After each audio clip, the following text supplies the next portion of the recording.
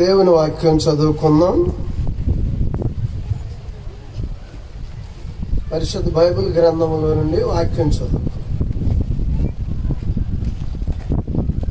హెబ్రీయులకు రాసిన పత్రిక, అపోస్తలుడైన పౌలు గారు హెబ్రీయులకు రాసినటువంటి పత్రికలో నుండి 6వ అధ్యాయము మొదటి నుండి చదువు.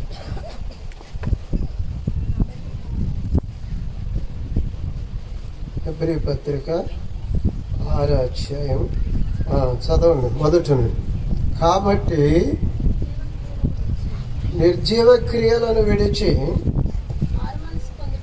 మారు మనసు పొందుటయు, దేవుని యందలి విశ్వాసమును, బాప్తిస్మములను గూర్చిన బోధయు, హస్త నిక్షేపణమును, మృతుల పునరుద్ధానమును, నిత్యమైన తీర్పును అను పునాది మరల వేక క్రీస్తును గూర్చిన మూలోపదేశము మాని సంపూర్ణ మగుటకు సాగిపోదము. దేవుని వాక్యములో, దేవుని యొక్క రక్షణ సువార్త కొడిగిలలో దేవుడు మనము రక్షకుడిగా అంగీకరించాలని, ఆయన రక్షణ నిశ్చేతను కలిగి, చాలా మందికి యేసు ప్రభు రక్షకుడు అని చెబుతాడు, నన్ను రక్షించాడు అంటారు. ఆ రక్షణలో రక్షకునితో నిలిచున్న అనుభవం సంపూర్ణ నిశ్చయిత లేని వారిగా ఉంటారు. అందుకని లోకంలో ప్రతి వారు ఏమని అడుగుతారంటే, మీరు ఎవరండి, మీకు ఏమై ఉన్నారు, మీరు ఎంతమంది ఫ్యామిలీ ఉందా లేదా అని వివరం అడుగుతారు కదా. క్రైస్తవులైతే మీరు మారు మనసు పొందారా, యేసు ప్రభువుని దేవుని రక్షకునిగా అంగీకరించారా, సొంత రక్షకునిగా అని అడుగుతారు. కనుక మీరు క్రైస్తవులేనా, రక్షణ అనుభవం కలిగి ఉన్నారా, ఆయన యందు మారు మనసు పొందాము అని చెప్పగలిగినట్లు ఇటు నిశ్చయతను, సంపూర్ణతను, నమ్మకం, విశ్వాస స్థిరతను కలిగి ఉన్నారా? అందుకే చాలామంది యేసు ప్రభువును గురించిన విషయంలో వారు తను నమ్మినటువంటి నమ్మకాన్ని, తాను విశ్వసించిన విశ్వాసాన్ని, తాను అనుసరించేటువంటి విశ్వాస సంబంధమైనటువంటి భక్తి, నీతి, దేవుని గురించినటువంటి ఏక అనుసరించే నియమాన్ని విడిచిపెట్టి మళ్ళా మత మార్పిడిగాను, సిద్ధాంత మార్పిడిగాను, అవును తాను అనుకున్నది దాన్ని మార్చి మళ్ళీ ఇంకా క్రొత్తదిగాను, మరలా వేరు పునాదులకి, వేరు మార్గాలకి, వేరు సంపూర్ణతకి వెళ్ళిపోతున్నారు. కారణం ఎందుకంటే దేవునిని గురించినటువంటి, దేవుని నామమును గురించినటువంటి, ఆ రక్షకుని గురించి, రక్షణను గురించినటువంటి నిశ్చయత, సంపూర్ణత లేనందువలన. అందుకే దాసుడు ద్వారా, పౌలు గారి ద్వారా విశ్వాస సంబంధులైన హెబ్రీయులకు, విశ్వాసులకు, భక్త కోటికి ఈ సంగతి చెబుతున్నాడు. నేడు మనతోనూ ఈ రక్షణ సువార్తను వినుచున్నప్పటి నుండి అంగీకరించని విధముగా మీరు ఆయనను, సువార్తను విని ఆయనను గురించి తెలుసుకుని, నమ్మి, విశ్వసించి ఆయన యందు నిలిచున్న అనుభవం గురించి మనము ఈ సమయం ముందు వివరంగా తెలుసుకుని, మన హృదయంలో అట్టి నిర్ణయమును, నిశ్చయతను సంపూర్ణం కలిగి ఉంటే తొలగిపోకున్నట్లు, పడిపోకున్నట్లు, విడిచిపెట్టుకున్నట్లు నిరంతరమును యుగయుగములు నిలిచే పరలోకమందును, ఈ లోకములోనికి దేవుడు వచ్చి ఈ లోకములో తను నమ్మిన వారిగా, శిష్యులుగా, సంఘముగా వారిని తన వశములోనికి రక్షించుకుని నిలబెట్టుకుని నిరంతరముని నిలిచిండే, తనతో పాటు నిలిచిండే, యుగయుగములు నిలిచే నివాసమును, పరలోక సహవాసమును నందు ఆయన యొక్క సంఘముగా ఆయన ప్రియురాలుగా ఆయనకి ఇష్టముగా, అవును, ఆయన యందు నిత్యానందము నిరంతరము ఆయన ఆనందించే ఆరాధికులుగా ఉండాలని కోరు. అందుకే చాలా మందికి మారు మనసు అంటే తేడా తెలియదు. ఇక్కడ దేవుని వాక్యంలో మొదటి వచనం, కాబట్టి నిర్జీవ క్రియలను విడిచి మారు మనసు పొందుటయు ఆయన మాట అంటున్నాడు. ఇక్కడ మారు మనసును రక్షణ గురించిన, రక్షకుడి గురించిన అనుభవ విషయం, క్రైస్తవ జీవిత సంపూర్ణత విషయంలో 6 నియమాలుగా ఇచ్చి ఉన్నాడు, 6 సంగతులు. మొదటి మారు మనసు. మారు మనసు అంటే దేవుని మనసు, దేవుని ఆత్మను, దేవుని యొక్క రాజ్యం కొరకే దేవుడైన యేసుక్రీస్తు దేవుని నామమును మనము కలిగి ఉన్నట్లు దేవుని వైపు మళ్ళుకుంటాం. మనం అనుకున్న దాని నుండి, మనకు తెలిసిన దాని నుండి, మనము ఎరిగిన దాని నుండి, మనము కలిగిన దాని నుండి, భూమి మీద లోకములో అందరూ కలిగిన దాని నుండి, ఎరుగనిది పరలోకము నుండి, అవును, మర్మమైన క్రీస్తునందు మనము పొందిన దాని వైపు మళ్ళుకుంటమే మారు మనసు అంటే. మారు మనసుకి ఉన్నారు, మారు మనసు లేని భక్తికి తేడా తెలియదు కొంతమందికి. అందుకే చాలా మందికి ప్రభు దినం మొదటి రోజు ఆదివారం చెప్పుకున్నాం మనం. ఏమనంటే ఆరాధనకి ప్రార్థనకి, కృతజ్ఞత ఆరాధనకి ప్రార్థనకి తేడా తెలియదు.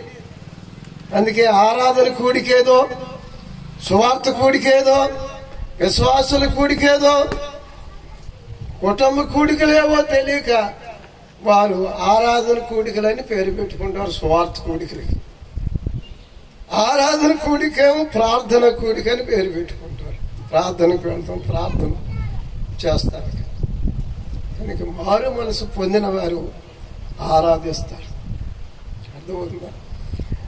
ఆరాధించినప్పుడు మందిరములో, సంఘములో, అవును, ప్రభువును తన సొంత రక్షకునిగా కలిగిన అనుభవం కలిగిన వారే ఆ కృతజ్ఞత స్తుతి ఆరాధన ఉదయకాలం కుటుంబ ప్రార్థనలో దాసులు చెప్పారు. మనకి 107వ కీర్తన మొదటి 2 వచనాలు చదవండి. ఎవరు కృతజ్ఞత స్తుతులు చెల్లించెదరు, ఆరాధించెదరు అంటే ప్రభువును గురించిన మారు మనసు నిశ్చేతను కలిగిన వారు. చాలా మంది మారు మనసు పొందేవండి, నేను బాప్తిసం పొందేవండి, బలలో పాలు పొందుతున్నామండి, మేము సంఘ సేవలో కార్యములో పాలువారంగా ఉంటున్నామండి అంటారు. ఆరాధన చేయలేని వారిగా ఉంటున్నారు. ముందు పెట్టిన ఆహారమును తినటానికి కూడా మారు మనసు పొంది ప్రార్థించి కృతజ్ఞత చెల్లించి వందనం చెల్లించి అనుభవిస్తారు కదా. అయితే వారు ప్రభువును అనుభవించిన అనుభవములో అనుభవించుచూ ఉండి కూడాను మోగ విగ్రహాలకు మొక్కు వారి వలె నోటితో ఆత్మలో అనుభవములో నుండి మాటను ఆరాధన లేని వారిగా ఉండే అనుభవిస్తున్నారు ఆయనను గురించిన విషయంలో. అది ఆత్మ లేని అవి పశువులు, జీవులు, వాటి కృతజ్ఞత చెల్లించడం దేవుడి వల్ల. వాటికి ఆత్మ లేదు, నోరు లేదు. నోరు ఉంది కానీ, జీవం ఉంది కానీ ఆత్మ యొక్క జ్ఞానం లేదు. దేవుని గురించి మాట రాదు. మరి మారు మనసు పొందినటువంటి వారికి కలిగి ఉంటారు. చదవండి 7వ కీర్తన 107వ కీర్తనలో మొదటి 2 యెహోవా దయాళుడు, ఆయనకు కృతజ్ఞతాస్తుతులు చెల్లించుడి, ఆయన కృప నిరంతరము ఉండునని విమోచించబడిన వారు. అవును, పాప జన్మ, పాప జీవితం, పాపమును బట్టి నరకానికి పోయేటువంటి వారమనే ఈ అనుభవం, ఈ సువార్త, ఈ దేవుని నామముల గురించిన రక్షణ సంగతి ఎరుగినటువంటి వారు చెల్లించలేరు. ఆయన కృపను, ఆయన రక్షణను, విమోచనను, అవును, పాప జన్మ, పాప జీవితం, పాపమును బట్టి నరకానికి పోవలసిన విడిపించిన సజీవుడైన యేసుక్రీస్తు ఎరుగుదల అన్నవారే ఇట్టివారు, విమోచింపబడిన వారు ఈ మాట పలుకుతారు. నానా జనాంగములో నుండి, నానా దేశములో నుండి, నానా విధములైన పాపములో నుండి విమోచించబడిన వారి ద్వారా దేవుని నామమునికి ఆరాధన కలుగుతున్నది. ప్రకటన గ్రంథం 5వ అధ్యాయం 11వ వచనం. ప్రకటన గ్రంథం 5వ అధ్యాయం. మరియు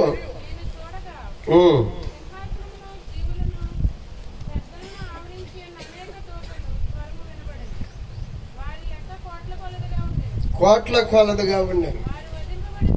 వారు వధింపబడిన గొర్రెపిల్ల శక్తియు, ఐశ్వర్యము, జ్ఞానము, మహిమ, ఘనత, ప్రభావం పొందనర్హుడని నాకు పాపములు మోసుకొని గొర్రెపిల్ల ద్వారా నానా ప్రజల్లో నుండి, నానా జనములో నుండి ఆయన రక్తం ఇచ్చి కొన్నవారు బట్టి ఈ జ్ఞానమును, శక్తిని, ఐశ్వర్యము, బలము, ఘనత ఇవన్నీ ఆయన బట్టి కలిగిన అని అన్నిటిని బట్టి ఆయనకు స్తుతి కలుగునగా, కానీ స్తుతి వచనము అందించినట్లుగాను ఆయన వారిని బట్టి అట్టి మహిమ కలుగుతుంది.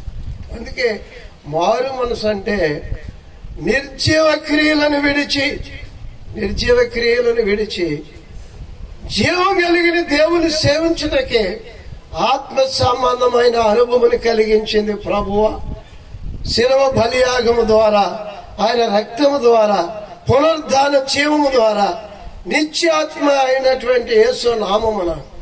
హెబ్రీ పత్రిక 9వ అధ్యాయం 14వ వచనం. హెబ్రీలకు రాసిన పత్రిక 9వ అధ్యాయం.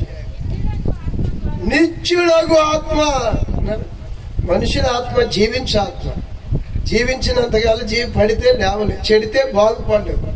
అందుకే సస్తే మళ్ళీ పరలోకానికి పని నరకానికి కారణమైనట్లుగా పాపంలో ఉన్నటువంటి మనసు ప్రభు ఆత్మ అయితే నిత్యాత్మ, జీవింప చేయ ఆత్మ, పడకుండా నిలిచింది పరిశుద్ధముగా, నీతిగా, సజీవులుగా,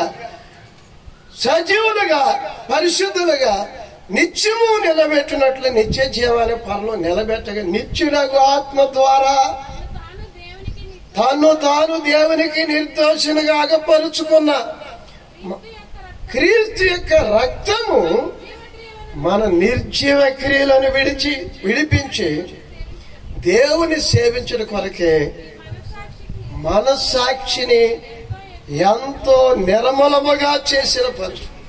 ఆత్మను, మనస్సును, అవును, జీవితమునంతటను అవును మార్చిన నిర్జీవ క్రియలు అంటే చెప్పమంటారా? కడుపులో భయం లేదు, పైకి భక్తిగా ఉన్నట్టు నటిస్తుంది. ప్రేమ లేదు, ప్రేమగా ఉన్నట్లు, ప్రేమతో చేసినట్లు నటిస్తుంది. అర్థమవుతుందా? అది నిర్జీవం. పూర్వం పంటలు పండించడానికి ఏం చేసేవాళ్ళు అంటే కింద నుండి ఓటని తీస్తానికి మూట కట్టి, ఎద్దులు కట్టి అవి లాగుతుంటే వాటి ద్వారా పోసేవాడు, పంటలు పండైపోయింది. ఇప్పుడైతే దేవుని యొక్క ఆత్మ సంబంధం అనుభవం సాదృశ్యం అలాగే ఉంది. ఇప్పుడైతే కరెంట్లు వచ్చింది, ఆ మోటార్ ద్వారా కింద ఓళ్ళు ఎప్పుడు వస్తానే ఉంటాయి ఓటు. అర్థమవుతుందా? ఈ మోటార్లో కొంత లాగేపటికి ఓట అయిపోయేది, కానీ ఈ ఓట అయిపోవట్లేదు. వీరు మోటార్లో లాగిన ఎద్దులు భారం అయిపోయేపటికి, ఈయనకి భారం అయిపోయేటికి ఆగిపోతుంది. అలా కాదు, ఆపివేస్తే ఆగినట్లు కాదు, ఎల్లప్పుడు.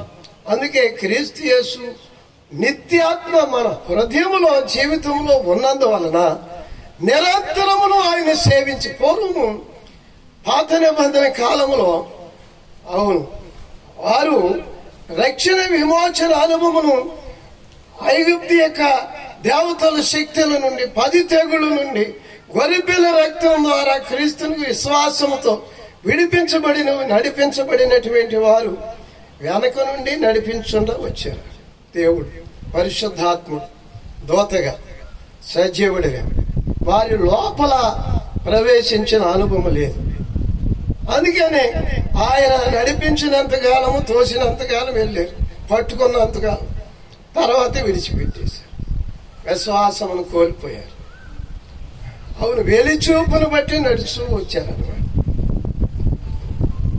లోతు కుటుంబము సొదొమలో తగలబడుతుంటే అబ్రాహాము ప్రార్థన ఆత్మ దూతలు నంపగా ఆ దూతలు పట్టుకుని లాక్కొచ్చితే పట్టుకున్నంతసేపు వారిని నడిపించినంతసేపు నడిచింది. విడిచిపెట్టంగానే వెనక తిరిగిపోయింది. ఎవరు? లోతు భార్య. విడిచిపెట్టంగానే ఇక అంత దూరం వెళ్ళాం కానీ ఇక్కడ చిన్న కొండకి వెళ్తామని చెప్పి అలిసిపోయి అనుకూలంగా కోరుకున్నారు. ఎవరు? లోతు. అర్థమవుతుంది మీకు? అలాగే ఐగుప్తులో నుండి విడిపించుకొచ్చినటువంటి విశ్వాస సంబంధమైన ఇశ్రాయేలీలు కొందరైతే విశ్వాస దృష్టితో, అవును ఆయన పునరుద్ధారుడు సజీవుడైన క్రీస్తుని విశ్వాస దృష్టితో నిండు మనసుతో సేవించిన వారు గురితో వెనక్కి తిరగకుండా ఆ కనాను దేశమునకు చేరారు. సముద్రం దాటి, యార్దాను దాటి వాగ్దాన దేశంలోనికి వెళ్ళేవారు. కొందరైతే మనుషులు ఇటు నడుస్తున్నా హృదయములో ఆశలు ఐగుప్తుల వైపు చూసి మనసులో హృదయములో నిత్యుడగు ఆత్మ సంబంధమైన క్రీస్తుని గురించినటువంటి జీవము కలిగిన దేవుని సేవించలేని వారిగా వెనుతిరిగి ఐగుప్తు ఆశలను బట్టి యార్దాను దగ్గరికి వెళ్ళి మళ్ళీ మేము ఐగుప్తుకి వెళ్ళిపోతాం, మాకు రాజు కావాలని కోరుకున్నారు. ఎందుకని చెప్పండి? వారి హృదయములో యేసుక్రీస్తు వచ్చి శిలువ కార్యం చేసి పునరుద్ధారణ నిత్యుడగా ఆత్మ ద్వారా జరిగిన కార్యం అలా కాదు. అందుకని క్రొత్త నిబంధన విషయంలో ప్రభు యొక్క శిలువ పునాది, రక్షణ పునాది, రక్తం యొక్క పునాది, ఆత్మ సంబంధమైన పునరుద్ధాన సంబంధమైనటువంటి విశ్వాస సంబంధమైన అనుభవం మారు మనసును గురించి చెబుతూ అజ్ఞాన కాలంలో దేవుడు చూచి చూడనట్లు ఊరుకున్నాడు. ఇప్పుడైతే అందరూ అంతటను మారు మనసు పొందవలెనని కోరుచున్నాడు అన్నమాట అంటున్నాడు పౌలు గారు. చదువుకుందాం. అపోస్తుల కార్యముల గ్రంథం 17వ అధ్యాయములో 19వ వచనం చదువు. అంతటా వారు అతన్ని వెంట పెట్టుకొని చదువు. అరేయోపగు అను సభ యొద్దకు తీసుకొని పోయి నీవు చేర్చున్న 30వ వచనం చదవండి.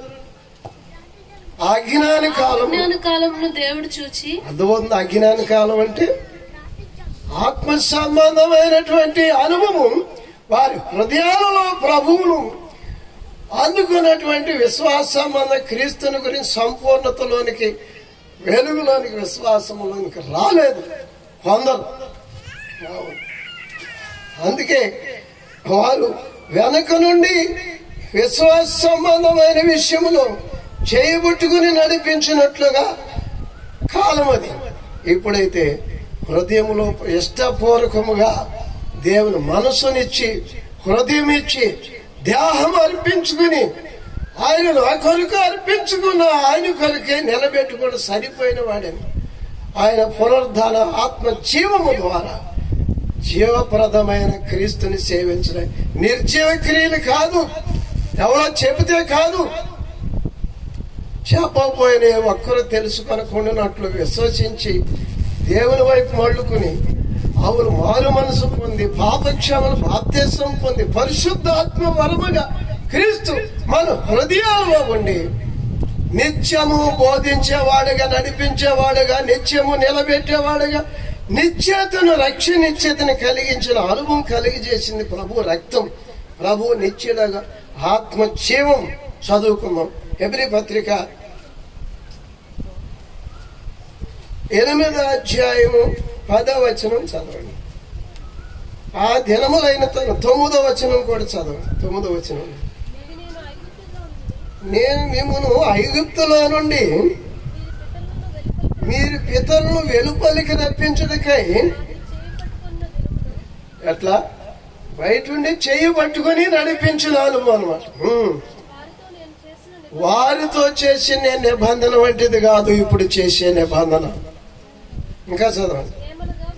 ఏమనగా వారు నా నిబంధనలో నిలవలేదు గనుక అలక్ష్యం చేసితే నేను వారిని అని ప్రభువు చెప్పుచున్నాడు.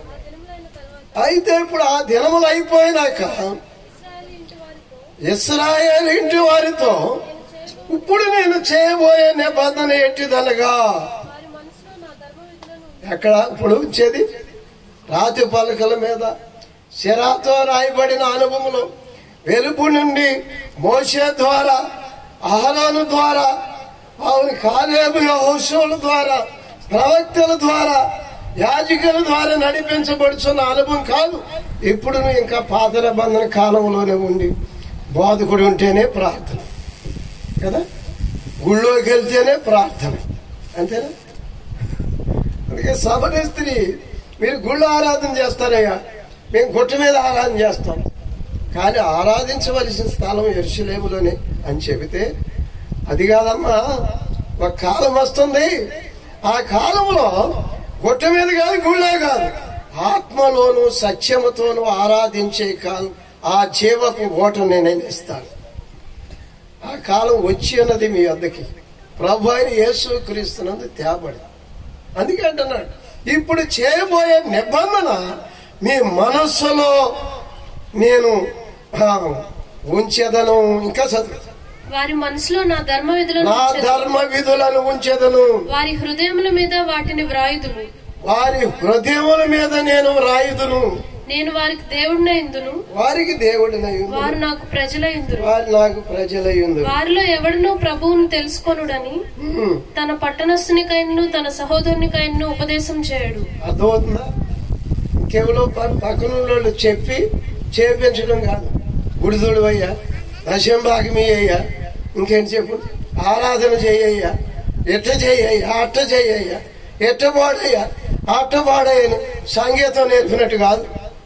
ప్రభు ఆత్మ బోధించేదిగా, నడిపించేదిగా, మనసును దిద్దేదిగా, పరిశుద్ధపరిచేదిగా, ప్రభు రక్తము, ప్రభు ఆత్మ, ప్రభు యొక్క వాక్యము, అవును, హృదయములు, మనసులు, జీవితములు దేవుని కొరకే, నిత్యులకు దేవుని కొరకు జీవం కలిగిన దేవుని సేవించేటువంటి సజీవమైన సంఘముగా నేను వారిలో నివసింతును, సంచరింతును, నేను వారి దేవుడినై ఉందును, వారు నా ప్రజలై ఉందును, నేను వారికి తండ్రినై ఉందును, వారు నా కుమారులు కుమార్తెలై ఉందును.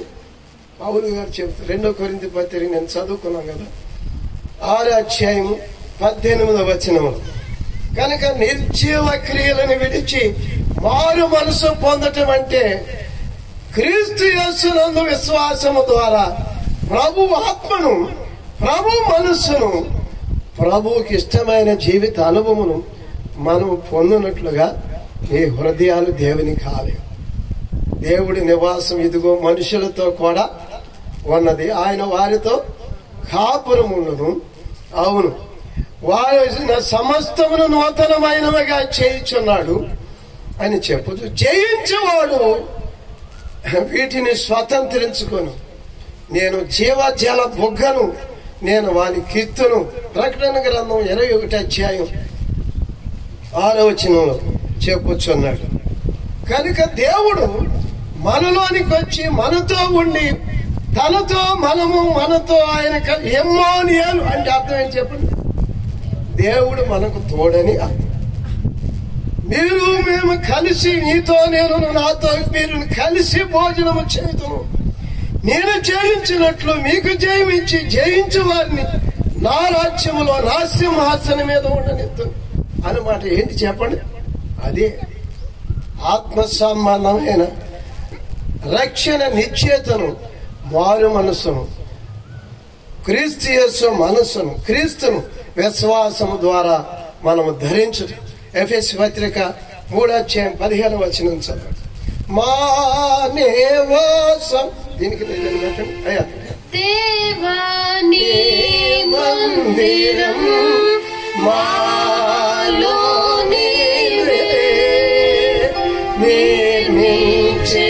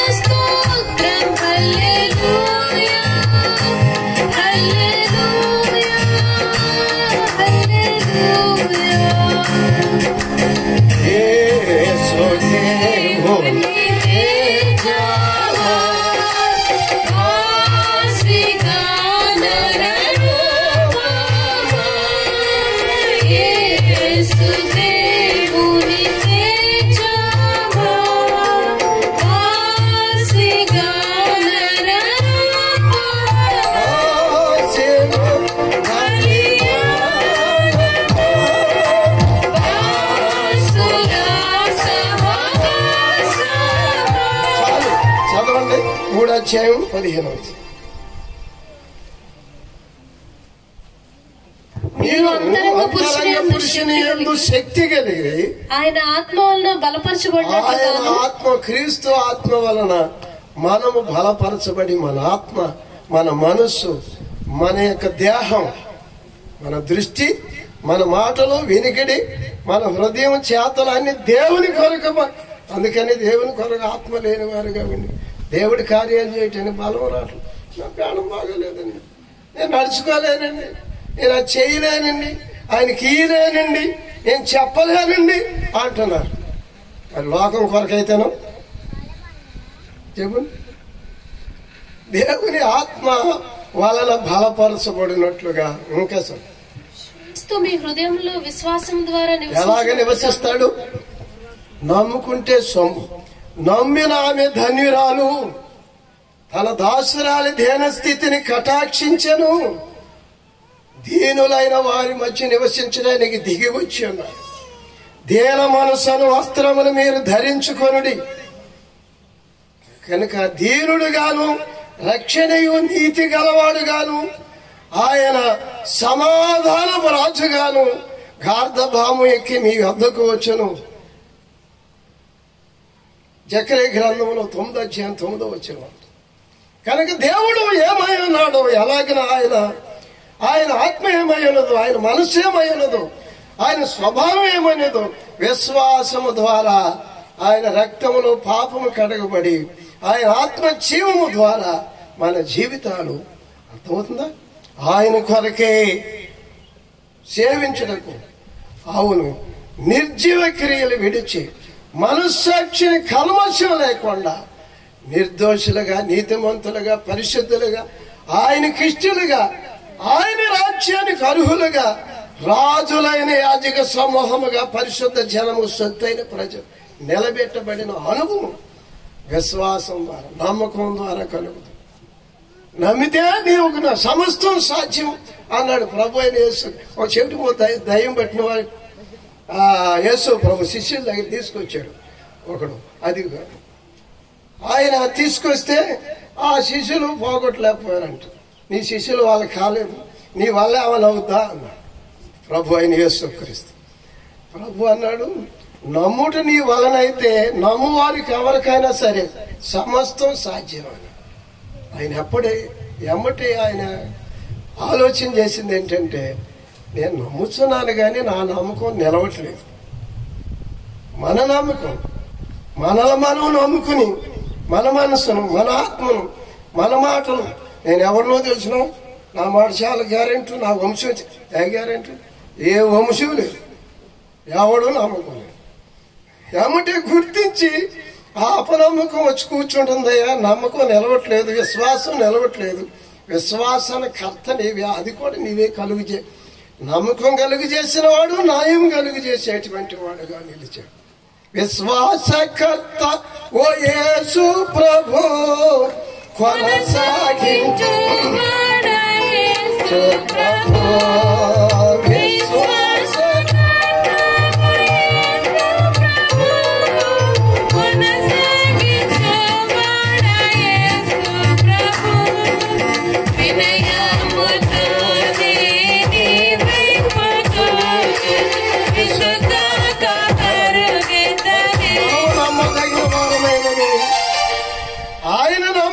వాడు నీతిమంతుడు గనుక ఆయన రక్తం మన ప్రతి పాపమును కడిగి ఆయన ఆత్మ యొక్క జీవము మన దుర్నీతి నుండి, నిర్జీవ క్రియల నుండి విడిపించి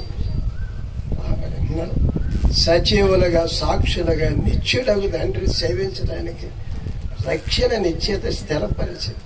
అది వారి మనసు, అది ప్రభు వాళ్ళకి పై నుండి వచ్చింది. వారి మనసు అంటే కింద ఏదో ఆమెలాగుంటాను, ఏమలాగుంటాను, ఆయనలాగుంటాను, ఆ మతం లాగుంటాను, ఈ మతం, అట్లా కింద నుంచి ఎవరిని బట్టి ఎవరి ద్వారా వచ్చింది కాదు ఇది. అపోస్తల కార్యముల గ్రంథం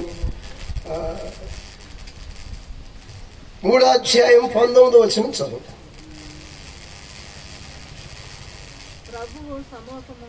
ప్రభు సముఖము నుండి విశ్రాంతి కాలములు వచ్చినట్లును మీ కొరకు నియమింపబడిన క్రీస్తు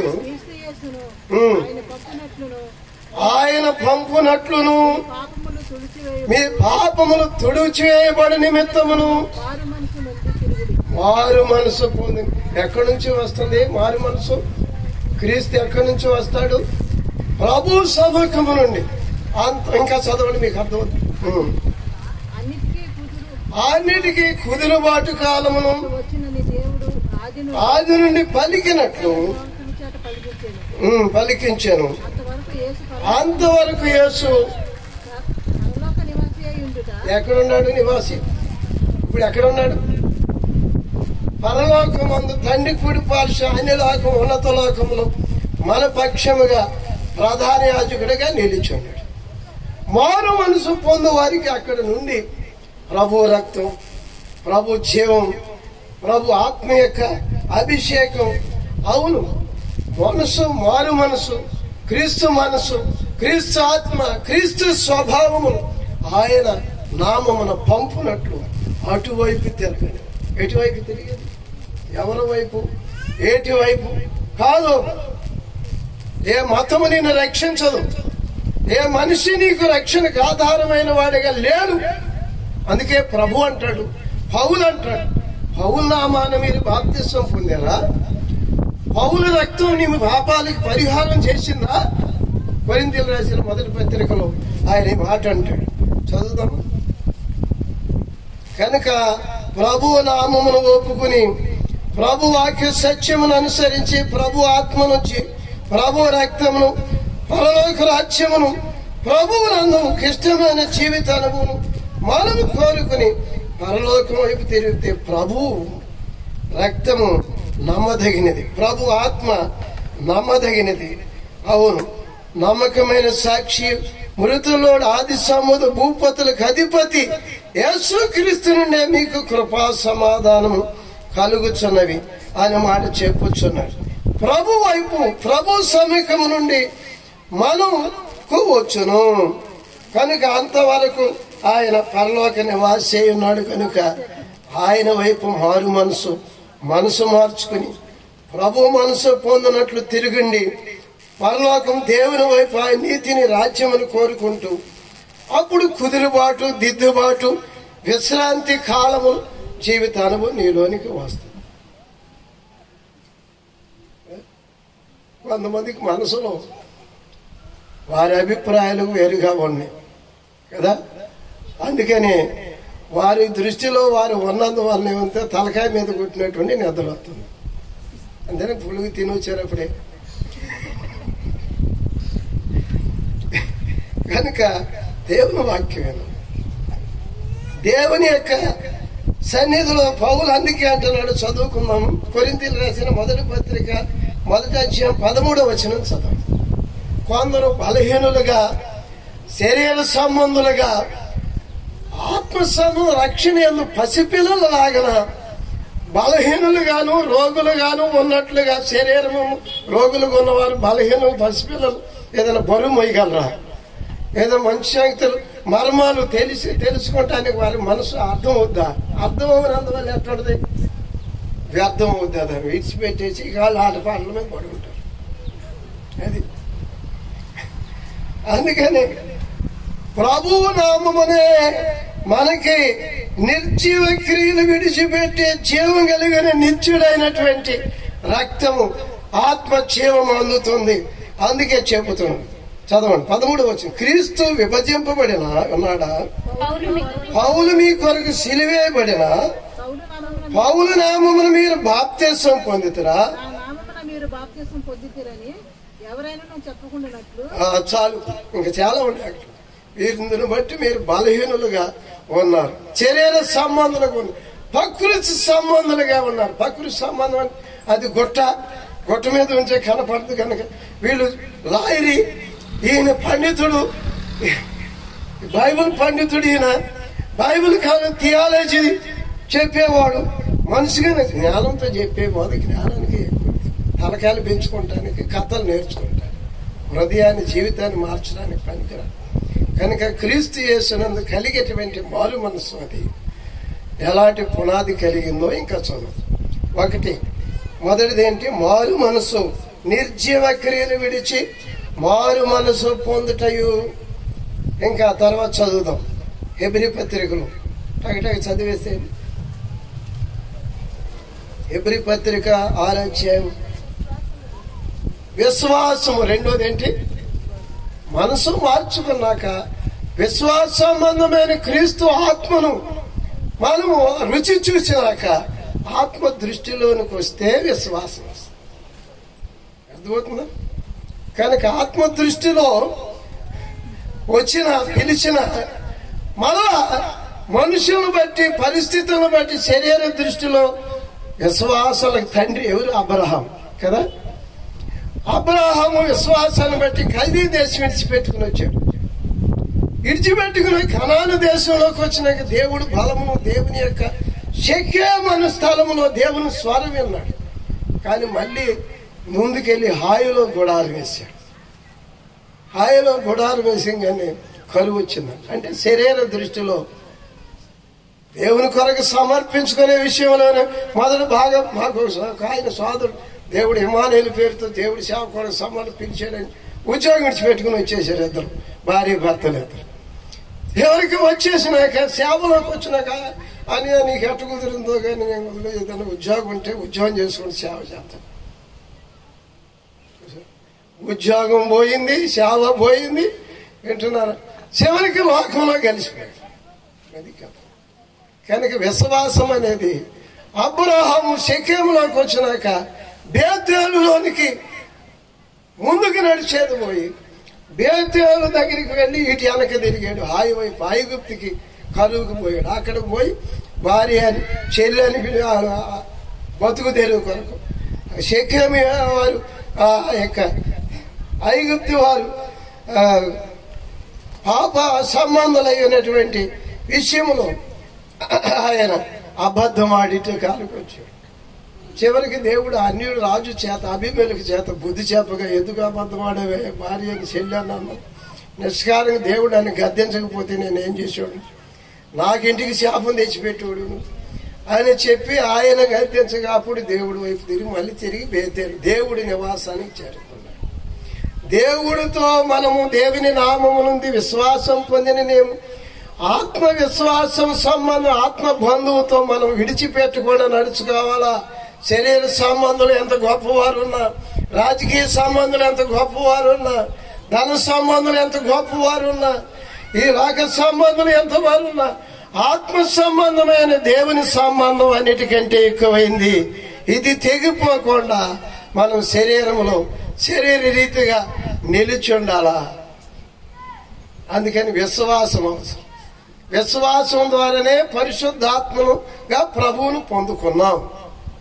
విశ్వాసం ద్వారానే ప్రార్థించే ప్రతిఫలం పొందుతాం.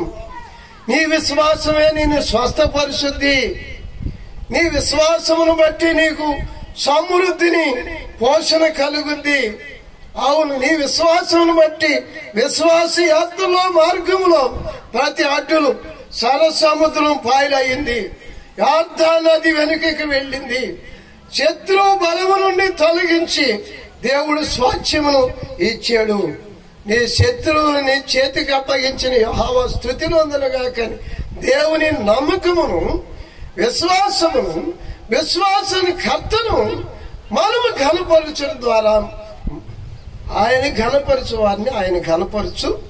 నా సేవకుడు సుమా, నా విశ్వాసులు సుమా, నా ప్రవక్తలు సుమా, నా జనులకు మీరు కీడు చేయకూడదని రాజులను గద్దించాడు, దయ్యాలను గద్దించాడు, దేవతలను గద్దించాడు. కొలువబడిన స్వాస్థ్యముగా క్రీస్తులో మన జీవితాలు నిలబెట్టగలిగి సరిపోయింది. 105వ కీర్తనలో ఆయన అబ్రహాము, ఇస్సాకు, ఇశ్రాయేలు గురించి ఆ మాట నేను పలికిన మాటలు చదవను. 105వ కీర్తన చదువుకుంది.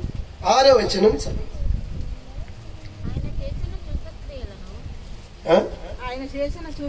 ఆయన చేసిన సూచక్రియలను ఆయన నోటి తీర్పులను జ్ఞాపకము చేసుకొనుడి.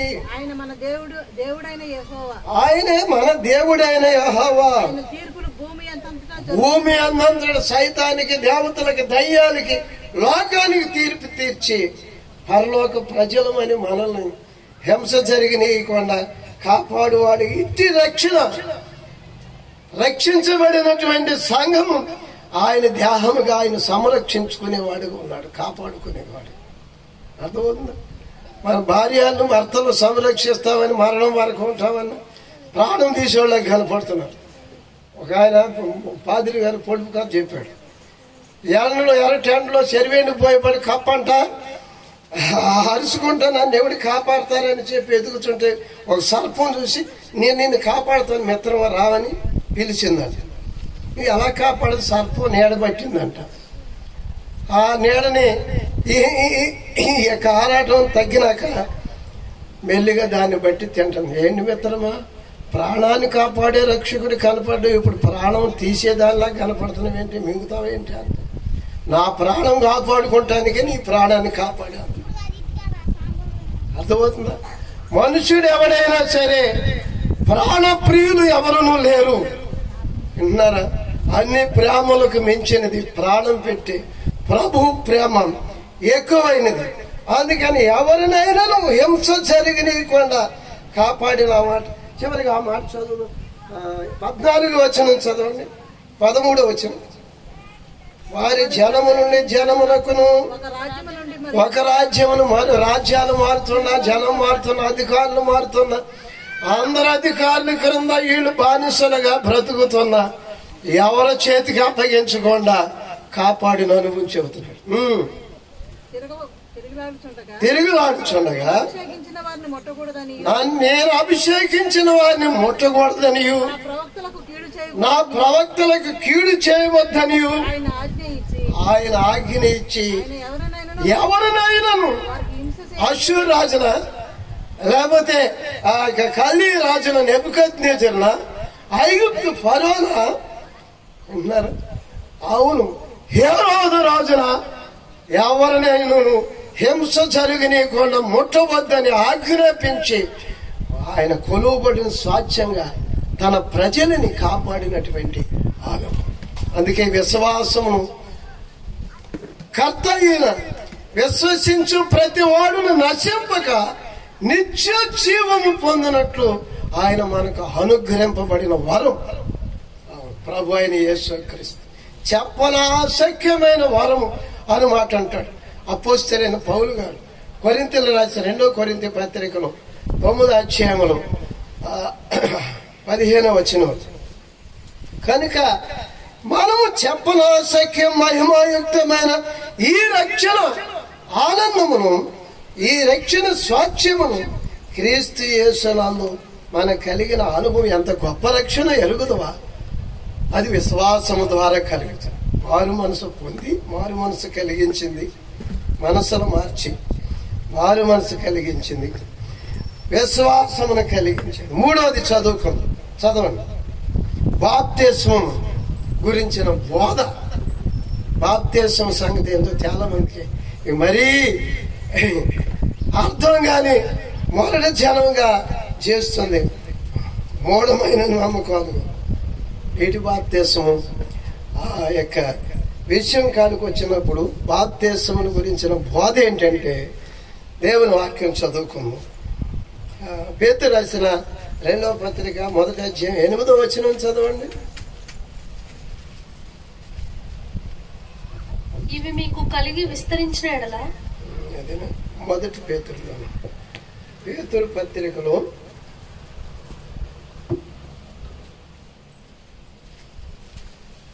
2వ పేతురు 1 పేతురు 3వ అధ్యాయం 19వ వచనం. దేవుని దీర్ఘశాంతము ఇంకా కనిపెట్టుచుండినప్పుడు పూర్వం నోవాహు దినములలో ఓడ సిద్ధపరచబడుచుండగా అవిధేయులైన వారి యొద్దకు అనగా చెరలోనున్న వారి యొద్దకు ఆత్మరూపిగానే వెళ్ళి నోవాహు బోధించాడంట. ప్రళయం వస్తుంది, పాపం పెరిగిపోయి నాశనం, ప్రళయంలో నాశనం చేస్తానని దేవుడు మాట్లాడాడు. దేవుడు కృపామయుడు. కానీ నావ కట్టుకున్నారు రెండింటే అప్పుడు మంచు కూతి పడే కాలం అన్నారు. హేళన చేశారు. దేవుడు దర్శనం ఇచ్చాడంట, నరకం నాశనం వస్తుందంట, మనకి ప్రళయం ద్వారా నాశనం చేస్తాడంట, మనం పాపులం అంట, తినటం త్రాగుతాం, ఇల్లు కట్టుకోవటం, పెళ్లిళ్ళు చేసుకోవటం, 1 2 3 ఇలాగన పాపం లోకమంతట ఒకరు బలత్కారంతో అందరూ చెడిపోయి ఉన్న కాలంలో నోవాహు ఒక్కడే దేవుడి మాట వినగలిగి కృప పొందగలిగిన వాడుగా ఆయన చెప్పారు. అప్పుడు ఆయన ఆత్మరూపుకి వెళ్ళి అందరికి బోధించి రమ్మంటే నావగట్టానికి ఎవరు రాలేదంట. అయితే దేవుని మాట నమ్మి దేవుని యొక్క ప్రళయం నుండి, నాశనం నుండి, శిక్ష నుండి తప్పించబోటుకై ఆయన కట్టిన నావలో 8 మంది ప్రవేశించి నీటి ద్వారా రక్షించబడినారు అని మాట. ఇంకా చదవాలి.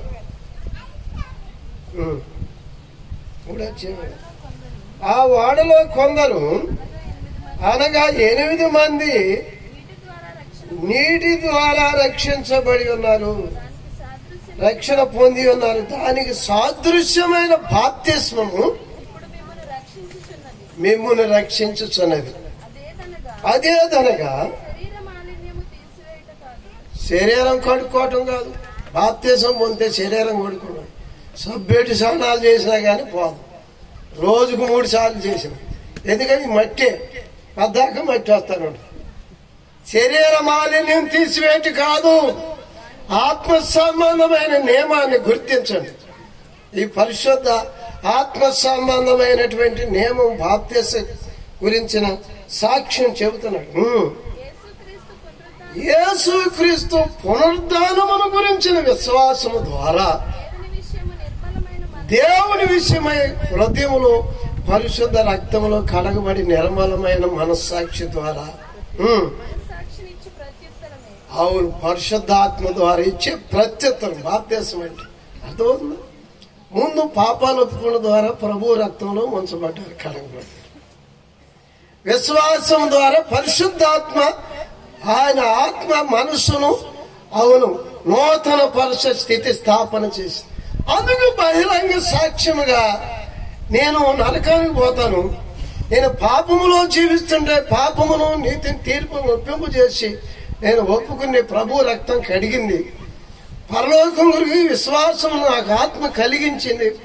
అందుకు ప్రభు నామమున నీతి యావత్తే నెరవేర్చుట కొరకు యేసు ప్రభువే బాప్తిసం పొంది పరిశుద్ధాత్మ వరం పొందాడు. కనుక ఆత్మ సంబంధమైనటువంటి జీవితంలో ఈ వరములు పాలువారొకటి కొరకు నాకును నేనును బాప్తిసం పొందని ఎవరు వాళ్ళే ముందుకు రావాలి. బాప్తిసాలు తీసుకున్న వాళ్ళు చేయొత్తండి, ప్రభువుని దేవుడిగా రక్షకుడు అందుకున్న వాళ్ళు చేయొత్తండి అంటే వాళ్ళందరూ తండ్రి ముంచుదాన్ని రండి అని ముంచడం అనేది అది సమంజసం కాదు. అర్థమవుతుంది? తీతు పత్రిక 3వ అధ్యాయం 5వ వచనం. తీతు పత్రిక 3వ అధ్యాయం 5వ వచనం. మమ్మల్ని నీతిని అనుసరించి, అర్థమవుతుంది, మన సొంత బుద్ధితో, సొంత శక్తితో, ఆ సొంత సిద్ధాంతం, మనుషులు చెప్పిన, మతాలు చెప్పిన వాటిని బట్టి మనం నేర్చుకుని ప్రార్థన చేసినట్లు ఆ కథలను చెప్పి, అవును, కడుపులో లేకపోయినా, మనస్సాక్షి పరిశుద్ధపరచబడిన అనుభవం లేకపోయినా, అవును, నేను కూడా పాపాలు కడుక్కున్నాను, నాకు బాప్తిసం ఇవ్వండి అని వచ్చి కొంతమంది బాప్తిసాలు పొంది మళ్ళీ సొట్లు తాగుతున్నారు. ఇదేంటి? మళ్ళీ అపవిత్రమైన తాగుతున్నారు, మళ్ళీ అపవిత్రమైన బూతు కథలు, బూతు మాటలు అన్ని ఇచ్చారు. అంటే దేవుని ఆత్మ వాక్యము ఒప్పించబడి ప్రభు రక్తంలో కడగబడి ప్రభు ఆత్మ మనస్సును, ఆత్మను నూతన స్థితి స్థాపనలో ఆత్మ ఒప్పించబడిన అనుభవాలు కలగలేదా? కలగపోతే పరిశుద్ధాత్మ నింపుదల రాదు. అందుకే అంటున్నాడు, మనము నీతిని అనుసరించి చేసిన క్రియల మూలముగా కాక, చదవ, తన కనికరము చొప్పుననే పునర్జన్మ సంబంధమైన స్నానము ద్వారా పరిశుద్ధాత్మ మనకు ఈ నూతన స్థితి స్థాపనను చేశాడు. అందుకని స్థిరముగా వింటున్నారా? దేవుని యొక్క విషయంలో బాప్తిసం పొందినప్పుడు కూడా నేను మారుమని పొందిన హృదయంలో దేవుడు కలిగించి దేవుడు దేవులైన విషయంలో ఆత్మ ప్రభు రక్తం కడగబడినాను. ప్రభు వాక్యం నాకు తెలియదు, కానీ ఒప్పించబడిన అనుభవం. మా పాస్టర్ గారు అందరూ కలిసి 10 కమిట్మెంట్ సినిమా హాల్లో సినిమా చూపిస్తున్నారు. వెళ్తున్నా బయలుదేరితే నేను రాలేను. ఎందుకంటే సినిమా హాల్ ఎవరెవరు చేరతారు ఎట్టి వారి సంగతి నాకు తెలుసు. వారు సినిమా డ్రామా వేసేది ఎవరో తెలుసు, కనుక నేను రాలేదు అని చెప్పాను. ఒకరి సిలువుదారి నాటకం వేసి ఎన్నో ఉపవాసాలు ఉండి వేసాడంటే నేను చూస్తారని వెళ్తే దగ్గరికి వెళ్ళి ఆయన మాట్లాడుతుంటే ఉండలేక వచ్చేసాడు ముక్కు మూసుకుంది. అర్థమవుతుందా?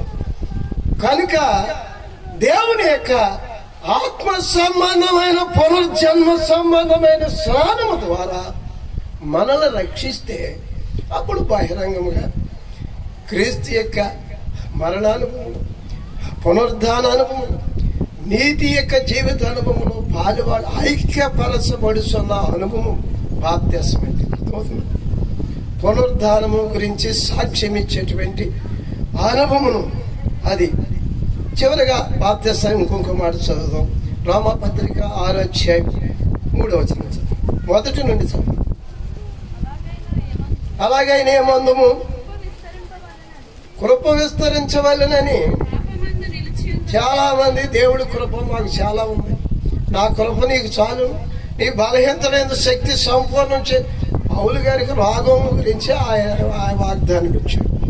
మీరేం చేస్తారంటే నేను ఎన్ని పాపాలు, ఒక ఆయన నాతో అన్నాడు, నేను ఎన్ని పాపాలు చేసినండి, దేవుడు నన్ను శిక్షిస్తలేదండి, దేవుడు నా పక్షాన నుండి చాలా అద్భుతాలు చేస్తున్నాడండి, అందుకని నేను ఇది మానపోయినా పర్లేదు, ఏదో నా బలహీనత, నా అలవాటు, ఇది నా ఆహారం లాగా అనుకున్నానండి. నన్ను నాతోనే నేనేం మాట్లాడలేదు.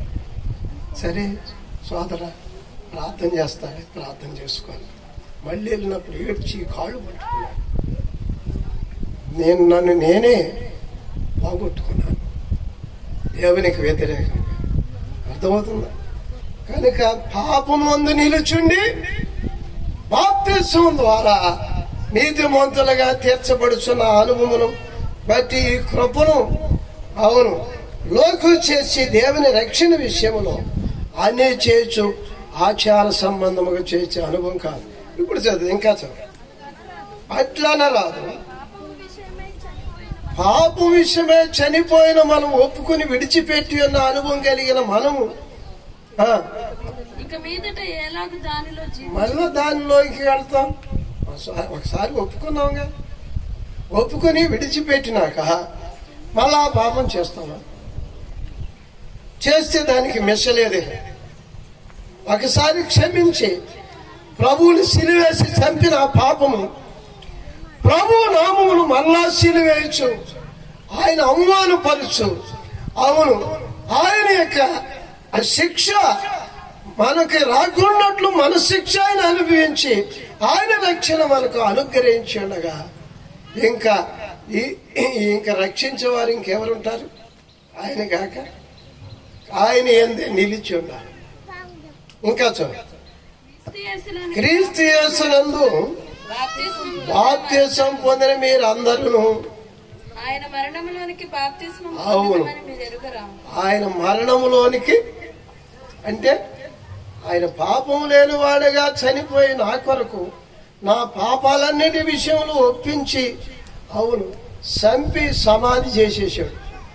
ఇక దానితో నాకు పని లేదు. ఒప్పుకున్నా విడిచిపెట్టిన అనుభవం అన్నాను. కొంతమంది ఒప్పుకున్న అనుభవే కానీ విడిచిపెట్టిన అనుభవం లేదు. అందుకని కనికరం కలిగి కృప వారి స్థితిలో నిలబెట్టడం అనుభవం లేదు. సామెతల గ్రంథంలో అందుకంటాడు, అతిక్రమములు దాచిపెట్టుకుని వాడు వద్దారు, వాటిని ఒప్పుకుని విడిచిపెట్టి వానికి కనికరం పరిశుద్ధాత్మ నూతన స్థితి స్థాపన చేస్తాడు. ఒప్పుకున్న అనుభవేముంటుంది? పాపిని పాపిని పాపిని పాపినని. కానీ ప్రభు కొరకే అప్పగించుకుని ప్రభు నన్ను బట్టి విడిచిపెట్టి ప్రభు మన కొరకు చనిపోయాడు, పరలోకం కొరకు మన యుగ యుగాలు నిలిచాయి. ఆవు నిత్యనాశన సైతాను మీద, పాపం మీద, పాతాళము నుండి విడిపించే కార్యం చేశాడు కనుక మరలా క్రీస్తుకి విరోధముగా విడిచిపెట్టేటట్లుగా ఒప్పుకుని విడిచిపెడితే ఆ మనసును పీగుతున్న మనసు నైజము ఆయన ఇక కనపడకుండా చేస్తాడు. ఇశ్రాయేలులకు మొదటే అదే చెప్పారు. ఇప్పుడు చూస్తున్నటువంటి ఐగుప్తీయులు శరీరాలు ఉన్నారు చూసారా, ఇక మీరు ఎన్నడూ మీకు కనబడకుండా చేస్తాను, ఈ రక్షణ మీరు కనులారా చూస్తారు. ఊరక నిలుచుంటారు. ఐగుప్తులో నుండి 10 తెగుళ్ళు మరణదూత ద్వారా మీ దేవుని సేవించడానికి వెళ్ళమన్న ఐగుప్తులు రాజు, గుర్రాలు, రథాలు, శ్రేష్ఠులు అందరూ బయటకు వచ్చినాక ఎర్ర సముద్రం దగ్గరికి వచ్చి ముందు సముద్రం కనపడి ఆహా సిగ్గుపడ్డారు, మళ్ళీ దోసుకుందాం అనుకుని వచ్చారు. శ్రేష్ఠ గుర్రాలు కాదు. ప్రభు ఈ మాట అన్నాడు, ఇప్పుడు చూస్తున్నారే వారు ఎన్నడూ మీరు చూడకుండా మిమ్మల్ని తలవకుండా చేస్తాను అని చెప్పగా అప్పుడు ఇటు తిరిగి ఆయన కొరకు కనిపెట్టుకుని ఆయన దిగి వచ్చి సముద్రం పాయలు చేశాడు. వీళ్ళని అద్దరికి నడిపించి వాళ్ళు కూడా దిగితే వాళ్ళు సముద్రం ముంచి వేసింది. వాళ్ళకి చీకటి కనిపించారు. రథ చక్రాలు కూడా వీళ్ళు పిలాజల దానికి చేరే వాళ్ళకి వీళ్ళకేం వెలుగిచ్చింది, వాళ్ళకి చీకటి ఇచ్చింది. వీళ్ళు కాళ్ళు అడగని అద్దరికి చేరు, గుర్రాలు రథాలు దిగిపోయారు. వీరు ఎలాగానే వీరు నడుచుతున్న వీరి గోడలాగా నిలిచిన అగాధ జలములు వీరికి ముంచి వేసింది. అద్దరికిన శరీరం చూసి అప్పుడు మోషేయులను దేవుని నామమును వీరు నమ్మిక ఉంచారు. అవును, మన నైజము మన స్వభావము అంతటిను సంపూర్ణముగా ఆయన మరణానుభవములో, ఆయన పునరుద్ధానానుభవములో, ఆయన యొక్క జీవితానుభవంలో ఐక్యపరచబడిన అనుభవమే బాప్తిస్మం. అర్థమవుతుందా? అవును, కనుక ఆయనతో ఐక్యమైపోయినటువంటి వారి మనుషులతో కూడా మనుషులు కొంతమంది ఐక్యమవుతారు. యోనాతానుతో దావీదు ద్వారా దేవుడు ఆత్మ అభిషేకం ఇశ్రాయేలుకి రక్షణ కలిగించగా ఆయన కత్తి, ఆయుధము, డాలు, విల్లు, అవును దుప్పటి, అభిషేకం అంతా ఆయనకు అప్పగించేసి ఆయన హత్తుకున్నాడు. హత్తుకుని మళ్ళా శరీర రీతిగా సైతాను భక్తిహీనుడైనటువంటి సౌలును వెంబడించి ఆయనతో నడుచుకుని అభిషేకం కోల్పోయి దేవుని యొక్క ఆత్మ సంబంధ రక్షణ కోల్పోయి అప్పగించడం దావీదు ఏడుస్తుంటున్నాడు. స్త్రీలు చూపించే ప్రేమ కంటే అధికమైన ప్రేమ నువ్వు కలిగి ఉన్నావు, కానీ దేవుని ప్రేమ నీ అందు నిలిచి ఉండలేదేంటి అని కన్నీరు విడిచి ఏడ్చాడు. దేవుని ప్రేమ పరిశుద్ధాత్మగా హృదయాలలో కుమ్మరించబడితే దేవుని నామమును, దేవుని ప్రేమను పొంది ఐక్యమైనటువంటి అనుభవం, ఈ ప్రేమ నుండి ఎడబాపునది ఏది? కరువ, ఖడ్గమ, వస్త్రహీనత, ఉపద్రవమా? ఆ మాట కూడా చదువు. రోమాపత్రిక 8:34. రోమాపత్రిక 8:33 చదువు. క్రీస్తు ప్రేమ నుండి ఏది? కనుక ఎడబాపేది ఏదంటే మొదటి రోజు నేను చదువుకున్నాను, ఎవడైనా ఈ లోకమును ప్రేమించే దేవుని ప్రేమ వానిలో ఉన్నారా? లోకంలో అయితే కడుపులోనేమో మన కపట ప్రేమ ఉంచుకుని అత్త మీద, తల్లి మీద ప్రేమించినట్టు ప్రేమిస్తున్నాను పెదాలతో పలికిన ఓ నా తల్లి అని చెప్పి అన్నట్టుగా విశ్వాసంగా చెప్పండి. అందుకని దేవుని యొక్క ప్రేమ ఆత్మ సంబంధమైనటువంటి ప్రేమ విన్నారా? అందరి విషయంలో ఒకలాగనే నిలిచి ఉండినట్లుగా ఐక్యపరుచుకునేది, అందరితో సమాధానమును పరిశుద్ధతయు కలిగి ఉండేది పరిశుద్ధాత్మ యొక్క కార్యం ఇదే.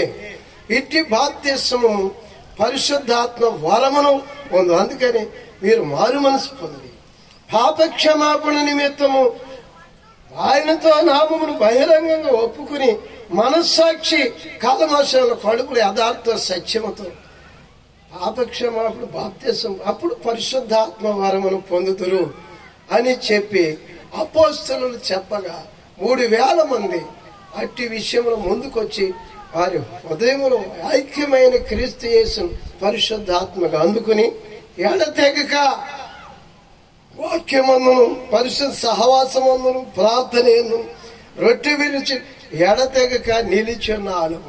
ప్రభువుతో మనము నిలిచి విశ్వాస స్థిరత కలిగిన నియమము. మూడవది బాప్తిస్మం.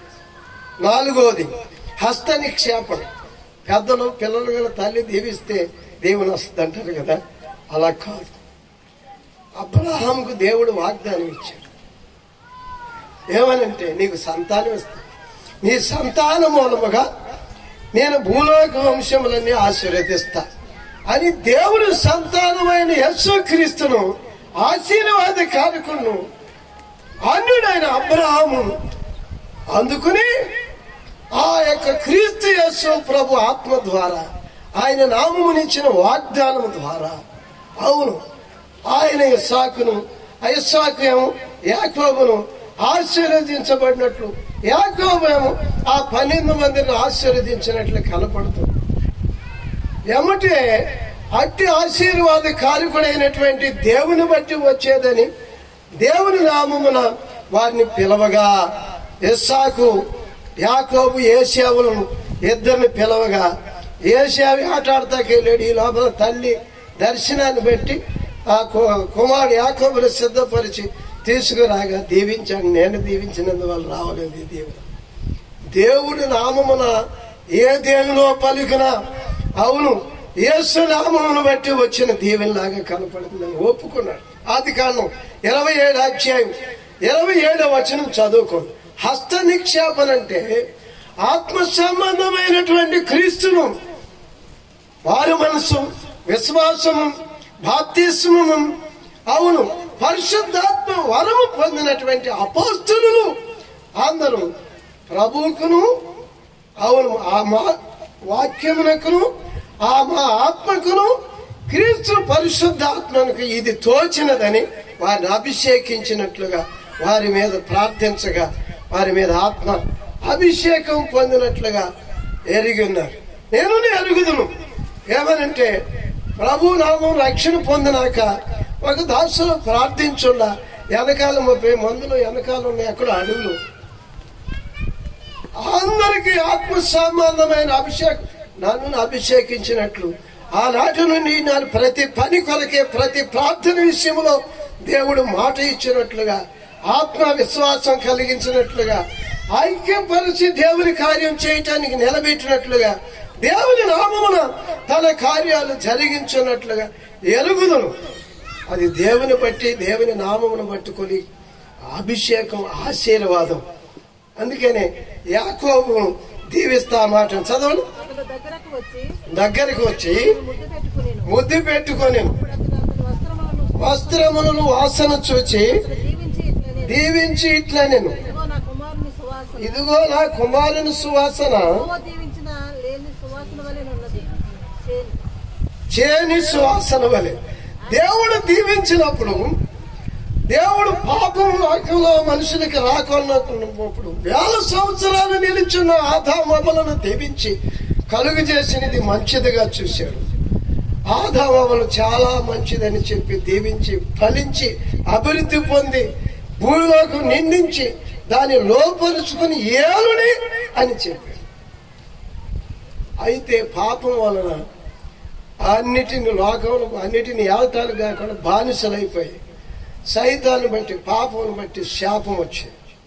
కనుక ఆశీర్వాదం అభిషేకం మరలా వ్యవస్థ క్రీస్తు యేసు నామమున వాగ్దానం ఇచ్చి అవును ఆ వాగ్దాన ఆశీర్వాద ఫలమును ప్రభు అయిన యేసు క్రీస్తునందు. అందుకే అబ్రహాము ఇస్సాకు నందు యాకోబు ఆశీర్వాదం ఎట్లా వచ్చింది, అబ్రహాము ఎట్లా వచ్చిందో చదవండి.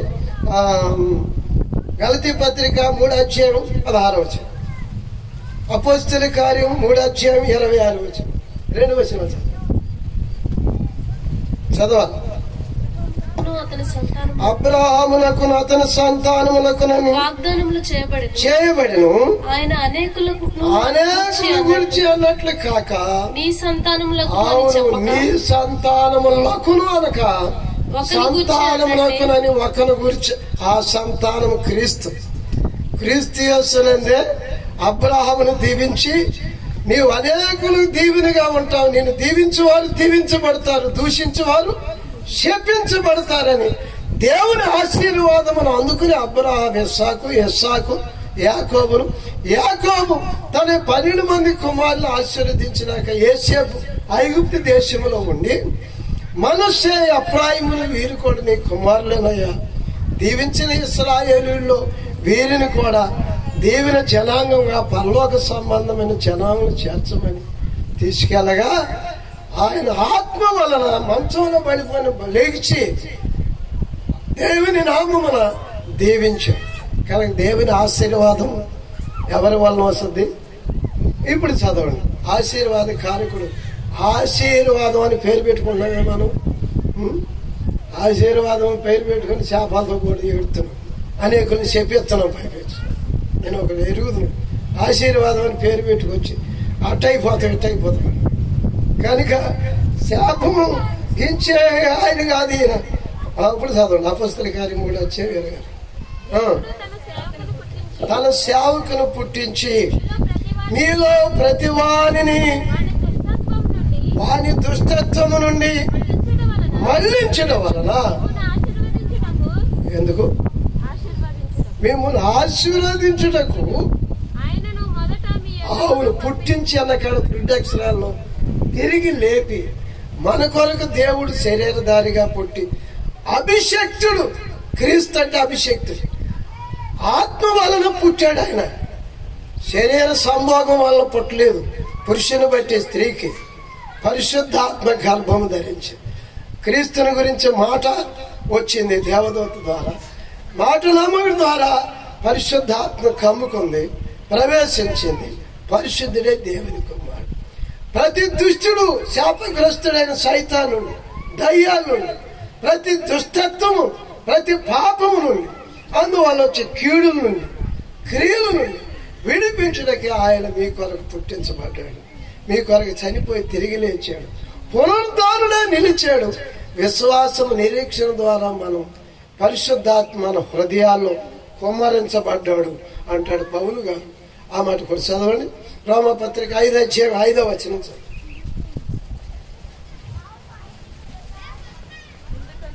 ఎందుకనగా ఈ నిరీక్షణ మనకు సిగ్గుపరచదు. విశ్వాసము, నిరీక్షణ, ప్రేమ, ఈ 3 శ్రేష్టమైనవి. 3 ఎక్కువైంది ఏది? ప్రేమయే. విశ్వాసము, నీ నమ్మకము, నిరీక్షణగా గురితో ఆయన వైపు నిలిపి, ఆయన మీద నమ్మకం, ఆయన పొందే వరకు, ఆయన మాట నెరవేర్చే వరకు, నెరవేర్పు అనుభవం పొందే వరకు నిరీక్షణతో కనిపెట్టుకుని గురితో నిలిచిన వారిని విడిచిపెట్టక, సిగ్గుపరచక, వారి దేవుడు అనిపించుకోవటానికి నమ్మలేనోడు నమ్మితే నమ్మదగిన వాడు ఆయన కనుక పరిశుద్ధాత్మగా ప్రేమ మన హృదయాలను కుమ్మరించబడి, క్రీస్తు ప్రేమ స్వరూపి అని క్రీస్తు ఆయన చనిపోయి తిరిగి లేచి పునరుద్ధారణకు ఆదరణకర్తగా ఆయన నామమును విశ్వసించు వారు హృదయములు, మనస్సు, దేహం అంతటా ఆయన వలె ఆయన కొరకే జీవించి ఆయన కార్యాలు జరిగించడం కొరకు నిలబెట్టి, అది హస్త నిక్షేపణ. దేవుని ఆత్మ హస్తము, బాహువు, పరిశుద్ధాత్ముడైన ప్రభువును క్రీస్తు యేసు మీరు కలిగి అన్నమాట చెప్తుంది. తర్వాత నాలుగో నియమం ఏంటంటే మృతుల పునరుద్ధానం. అమ్మా, అది మృతుల పునరుద్ధానం. చాలా మందికి మృతుల పునరుద్ధానం లేదు. ఇక్కడ మట్టుకి యేసు ప్రభు దగ్గరకు వచ్చి పరిచయులు ఒకప్పుడు ఇక్కడ మట్టుకే మనం భక్తి చేసేది, ఇక్కడ మట్టుకే అన్ని భక్తులు ఎలా చేస్తున్నారో లాభం కొరకు, అన్ని అది కలిగి స్వత్వం కొరకు, అలాగిన మనది ఒక మతం అనుకుంటా మత సంబంధులు 3 గుంపులు, పరిచయులు, శాస్త్రులు, సద్దుకాయలు యేసు ప్రభు కాలంలో ఉన్నారు. వాళ్ళు ఇక్కడ మట్టుకే అని చెప్పి వారు వాదిస్తూ పరలోకం ఉందంటున్నాం, పరలోక రాజ్యం కొరకు మారు మనసు పొందాలంటున్నాం, పాపాలు మానుకోవాలంటున్నాం, పాప క్షమాపణ పొందాలంటున్నాం. కనుక పరలోకంలో చేరటానికి ధర్మశాస్త్రములని ఎలాగుంది కదని పరిచయులు బోధించారు. ఏమనంటే ధర్మశాస్త్ర ప్రకారం 7 అన్నదమ్ములు ఉన్నారనుకో, పెద్దవాడు చేసుకున్నాడు భార్య, వారికి సంతానం లేకుండా చనిపోయాడు. ఆ భార్యని మళ్ళీ 2వ వాడు చేసుకున్నాడు. 6 సంతానం కూడా చనిపోయాడు. అలాగే 3వ వాడు, అలాగే 7వ వాడు వరకు చేసుకున్నారు. 7 చనిపోయి ఏమో చనిపోయింది. పరలోకం ఉంటే పరలోకంలో ఎవరికి భార్యగా ఉంటుంది? ఏమే ఈ లోకంలో తల్లి, పిల్ల, భార్య, భర్త ఉన్నారా అని వండుకోవటం, తినటం, శరీర సంబంధమైన ఉద్రేకాలు, వ్యసనాలు, నాది నీదని, ఆకలి తప్పులు, ఈ రక్త మాంసములు దేవుని రాజ్యంలో స్వతంత్రించుకునేవారు మీరు ఎరగలా అని వాడు చెప్పి అన్నాడు. కొరింథీయులకు రాసినటువంటి మొదటి పత్రికలో 15వ అధ్యాయం 50వ వచనములో ఆయన ఆ మాట చెప్పి అన్నాడు. అందుకే మృతుల పునరుద్ధానముల గురించిన స్వార్థ ప్రకటించుచు ప్రభువైన యేసు క్రీస్తు ఏమన్నాడు తెలుసిన? ఆ యందు నా మాట విని నా యందు విశ్వసించువాడు పూర్చేయండి. యోహాను సువార్త 5వ అధ్యాయం 24.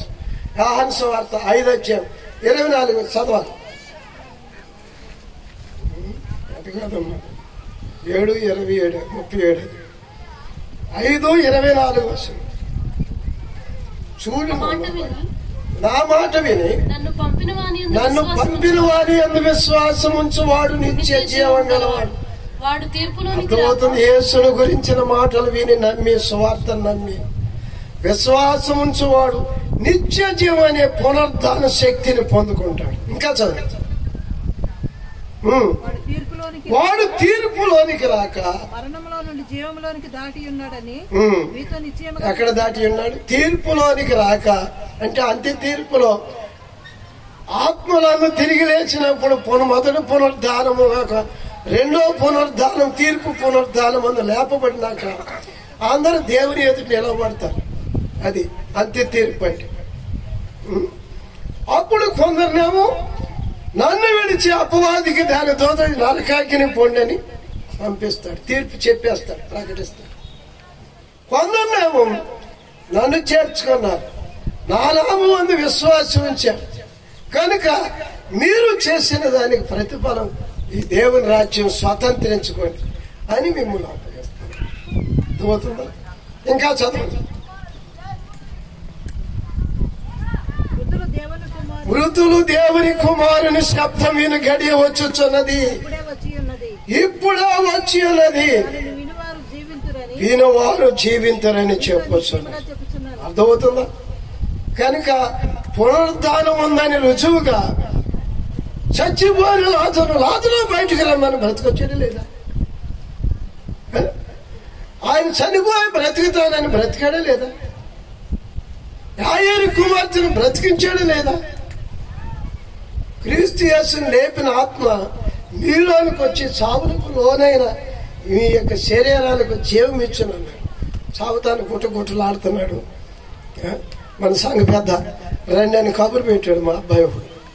నేను ఊరికేళ్ళలో ఒడిశాలో ఉంటే ఒడిశా అయితే 2వ రోజుకి వచ్చేపటికి హాస్పిటల్ కూడా ఉన్నాడు అన్నాడు. ఇదేంటి ఆయనే అయిపోయాడని బయటకు పంపించినాడు. ఇవాళ హాస్పిటల్ కూడా ఎట్టున్నాడంటే దేవుడు మళ్ళీ ఊపిరి వచ్చింది, హాస్పిటల్ లోపల తీసుకెళ్ళి దేవుడు వాగ్దానము తులలో నుండి తిరిగి లేచిన ఆత్మ మీలోనికి వచ్చి చావునకు లోనైన శరీరాలకి జీవం ఇచ్చారు. మృతుల పునరుద్ధానం ఉందని వింటున్నారా? పునరుద్ధానము గురించి సాక్ష్యం ఇచ్చే అనుభవమే రక్షణ నిశ్చేతకి నియమం. అందుకని బలారాధన చేసేటప్పుడు ఇది చేయవారందరూ చేసినప్పుడల్లా నా పునరుద్ధానముల గురించి, మరణముల గురించి మీరు ప్రచురించెదరు అని మాట అన్నారు లేదా? ఆ మాట చదువు. కొరింథీయులకు రాసినటువంటి మొదటి పత్రిక 11వ అధ్యాయం చదువుకుందాం. 26వ వచనం. మీరు వెంటనే తిని ఈ పాత్రలోని త్రాగునప్పుడల్లా ప్రభు వచ్చు వరకు ఏమని ప్రచురిస్తారు? ఆయన చనిపోయి అక్కడే ఉన్నాడు, తిరిగి లేవలేదు. మీరు చచ్చిపోయినా లేఖనం బతుకున్నంతకాలం ఈ చేత ఉండండి అని చెప్తారా? మనం బతుకున్నంతకాలం ఈ పాటలు పాడుతూ ఉండాలా, ఈ ప్రార్థన చేస్తూ ఉండాలా, మన బ్రతుకు మనమే బ్రతకాలని చెబుతారా? మరణమును పునరుద్ధానం గురించి సాక్ష్యమే సాధు సుందర్ సింగ్. 16 ఏళ్ళ వయసు కాలంలో నా ప్రభు నాలోనికి వచ్చాడు. నేను పాపం కొరకే జీవించే ఈ జీవితాన్ని ఆ యొక్క వ్యసనాలు చంపేశాడు. ఆయన కొరకు జీవించడానికి అవయవాలు ఇచ్చాడు అని గంజాయి సాధువులు మాతో పేకాటాడు దిగారంటే, తాగి దిగారంటే నాకు చేతులు లేవు, నాకు నోరు లేదు అని చెప్పాను. అదే నోరు, అయ్యే చేతులు అంటే ఇది నా ప్రభువుకు అప్పగించు. నేను చనిపోయాను, ఆయన కొరకు జీవించాను. అది ఆయన మరణం ఏం చేసిందంటే, పాపము లేని ఆయన మరణం పాప విషయమే నన్ను చంపివేసింది. పాపక్రియలకి నా అవయవాలు పనిచేయవు. అర్థమవుతుందా? పాప పని కొరకు కాదు, నన్ను రక్షించింది ఆయన ఆత్మ జీవం ఇచ్చింది, ఆయన రక్త ప్రభావం అనుభవించింది. నన్ను దినదినము అలాగ సైతాను శక్తుల నుండి జీవితము నడిపించేది. ఎందుకు? పాపంలో లోకంలో జీవిస్తాక. అలాగైతే అంత వ్యర్థం. కొరింథీయులకు రాసిన మొదటి పత్రిక 17వ అధ్యాయం చదువుకుందాం. చివరిగా ఆ మాట చదువుదాం. 5వ నియమం గురించి. మొదటి పత్రిక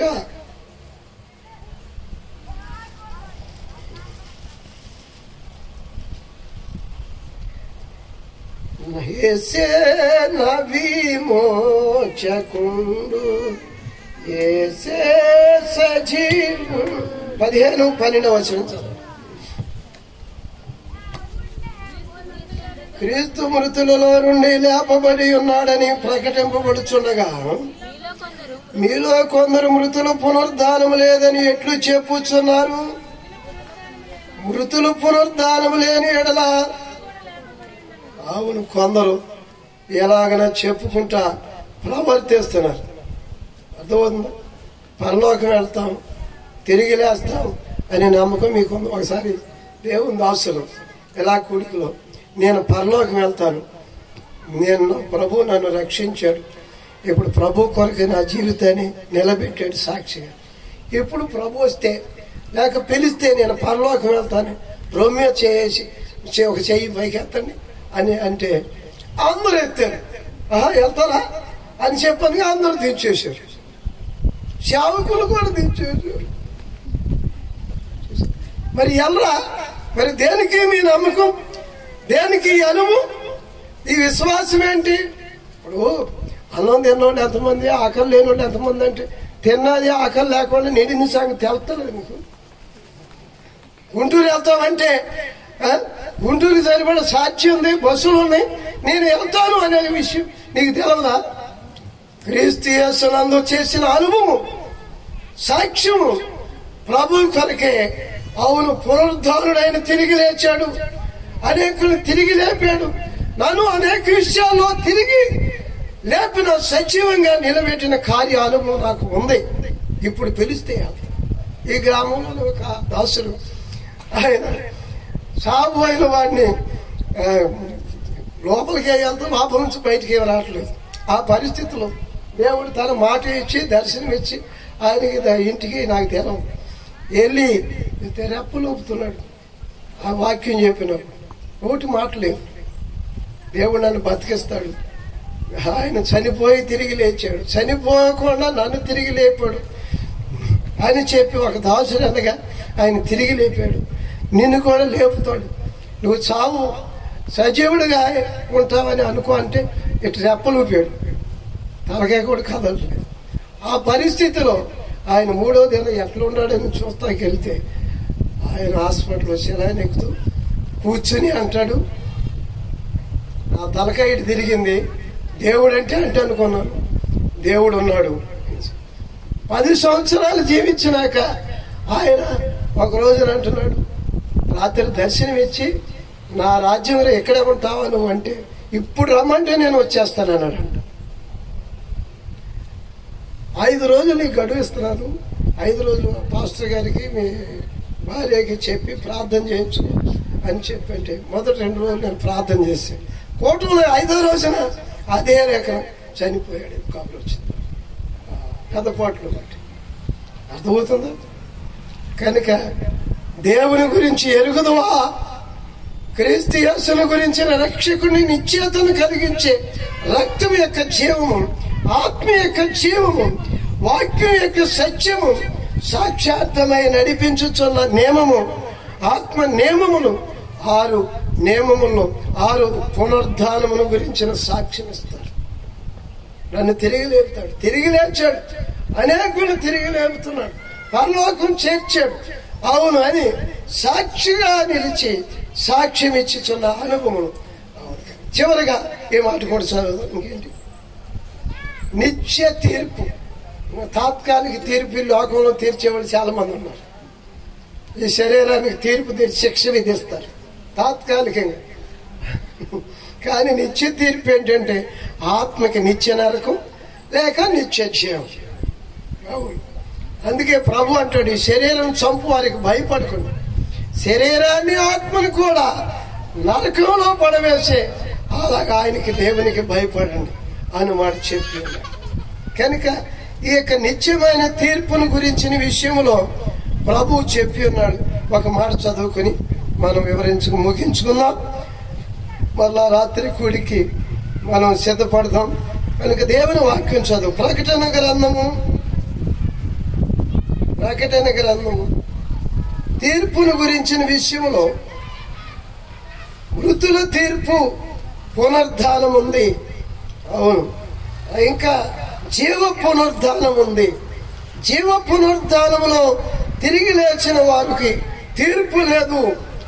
అవును, అంటే క్రీస్తు లేపబడినాక ఆయన హడేసుకి వెళ్ళినట్లు ఆయనతో పాటు హడేసులో ఉన్నవారు తిరిగి 2వ రాకడలో ఆయన వచ్చినప్పుడు, అవును, సజీవులమై నిలిచిన మనమును ఆయనతో పాటు చేర్చబడి 1000 ఏళ్ల పరిపాలన అయిపోయినాక అంత్య తీర్పు విషయంలో అందరూ ఆయన ఎదుట నిలవబడతారు.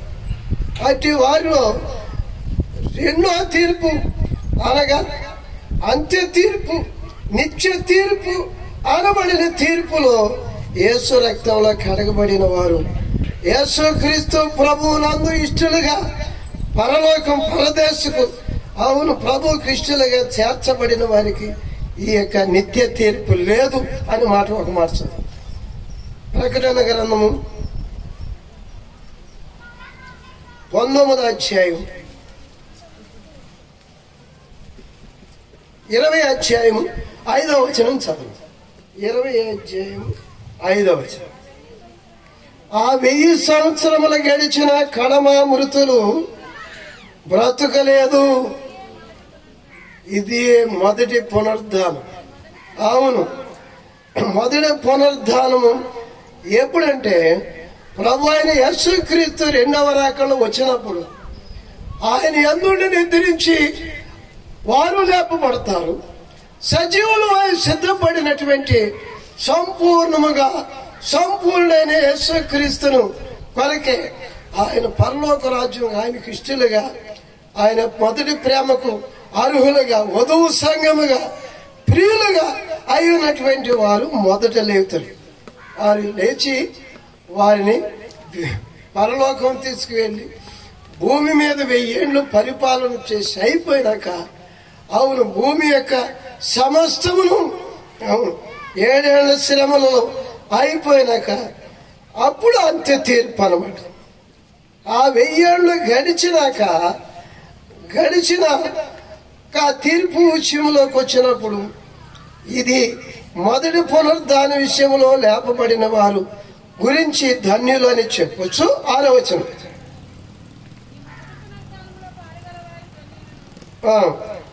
పరిశుద్ధులనయ్యుందురు, ఇట్టి వారి మీద 2వ మరణమునకు, అర్థమవుతుంది, ఆత్మకి మరణం అన్నమాట. ఆత్మకి చావు లేదు. అగ్గినారదు పురుగు సావు. ఆ రెండో మరణం అనేది ఈ పరిశుద్ధులకి, ప్రభు రాకడలు ఎత్తబడిన వారికి, మొదటి పునరుద్ధానం లేపబడిన వారికి లేదు. వీరి పరిశుద్ధులను, అవును, క్రీస్తు యేసుతో పాటు ఆ యొక్క మహిమ యొక్క స్వాచ్యానికి అర్హులు అంటున్నాడు. తర్వాత చదువు తీర్పు, అంత్య తీర్పు ఎవరికో 11వ వచనం చదువు. మరియు ధవళమైన సింహాసనమును దాని యందు ఆసీనుడైన వానిని యేసు ప్రభు మత్తయి సువార్త 25:31 వచ్చిన అదే అన్నాడు.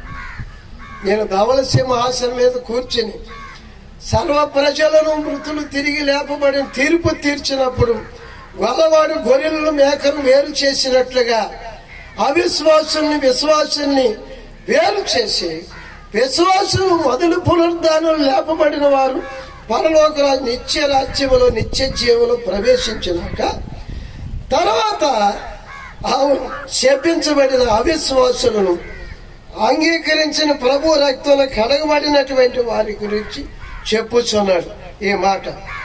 చదువు ఇంకా. ధవళ సింహాసనం మీద నేను ఆసీనుడై ఉండుట చూచి తిని, భూమి ఆకాశములు ఆయన సముఖము నుండి పారిపోయాను. అంటే భూమి మీద ఆయన కొదమ సింహముగా తీర్పు తీర్చువాడిగా కనపడిన ఆయన ఎదుట అందరూ భయపడి అలాగిన తొలగిపోయినట్లుగా ఎవడు ఆయన ఎదుటి నిలవటానికి ఏ అధికారి ఏ దేవతలు రికమెండేషన్ చేస్తానికి నీ పక్షంగా దేవుని ఎదుట నిలబడటానికి సరిపో. అప్పుడు లేదు ఇక. అర్థమవుతుందా? అందుకని ప్రకటన గ్రంథంలో మరొక అధ్యాయం ఉంటుంది. ఏమనంటే దేవతలు పారిపోతాయి, ఆ కొండలు కూడా పారిపోతాయి అనే మాటలు ఉన్నాయి. 10వ అధ్యాయంలో ఆ మాటలు ఉన్నాయి. ఇంకా చదువు. గొప్పవారేమి కొద్దివారేమి అందరూ కూడా బ్రతికించబడతారు ఈ తీర్పు పునరుద్ధానం అందు. అప్పుడు గ్రంథాలన్నీ విప్పబడతాయి. మనిషికి ఒక గ్రంథం రాయబడి ఉంటుంది. మనిషికి ఒక అనుభవం ఉంటుంది కదా వారి ఆత్మ మీద. అవును, ఆత్మ యొక్క శరీరముతో జీవించిన జీవితం అనుభవం అంతా ఆత్మ మీద ముద్రలాగా ఉండదు అనమాట. ఫోటో తీస్తుంటే స్కానింగ్ తీస్తుంటే ఎట్లా ఉంటుంది చక్కగా దాంట్లో కనపడుతుందా? ప్రభు ఎదుట జీవ గ్రంథము అందరికి ప్రతి వారికి వారి వారి గ్రంథములు రాయబడిన అనుభవమును చెప్పుచున్నాడు. చదువు. మరియు జీవ గ్రంథం అని వేరొక గ్రంథం ఉంటుంది.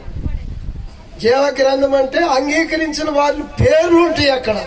కానీ ఆ తీర్పులో ఎవరుండ్రు? తీర్పులోనికి రాక ఈ శరీర మరణంలో నుండి పునరుద్ధాన నిత్య జీవంలోనికి వెళ్ళిన వాళ్ళ పేర్లు ఉంటాయి. కానీ వీళ్ళ పేర్లు వెతికినా కనపడు. అర్థమవుతుందా? పేర్లు ఎతికినా కనపడు. ఎందుకని కనపడు? ఇక్కడ లేదుగా.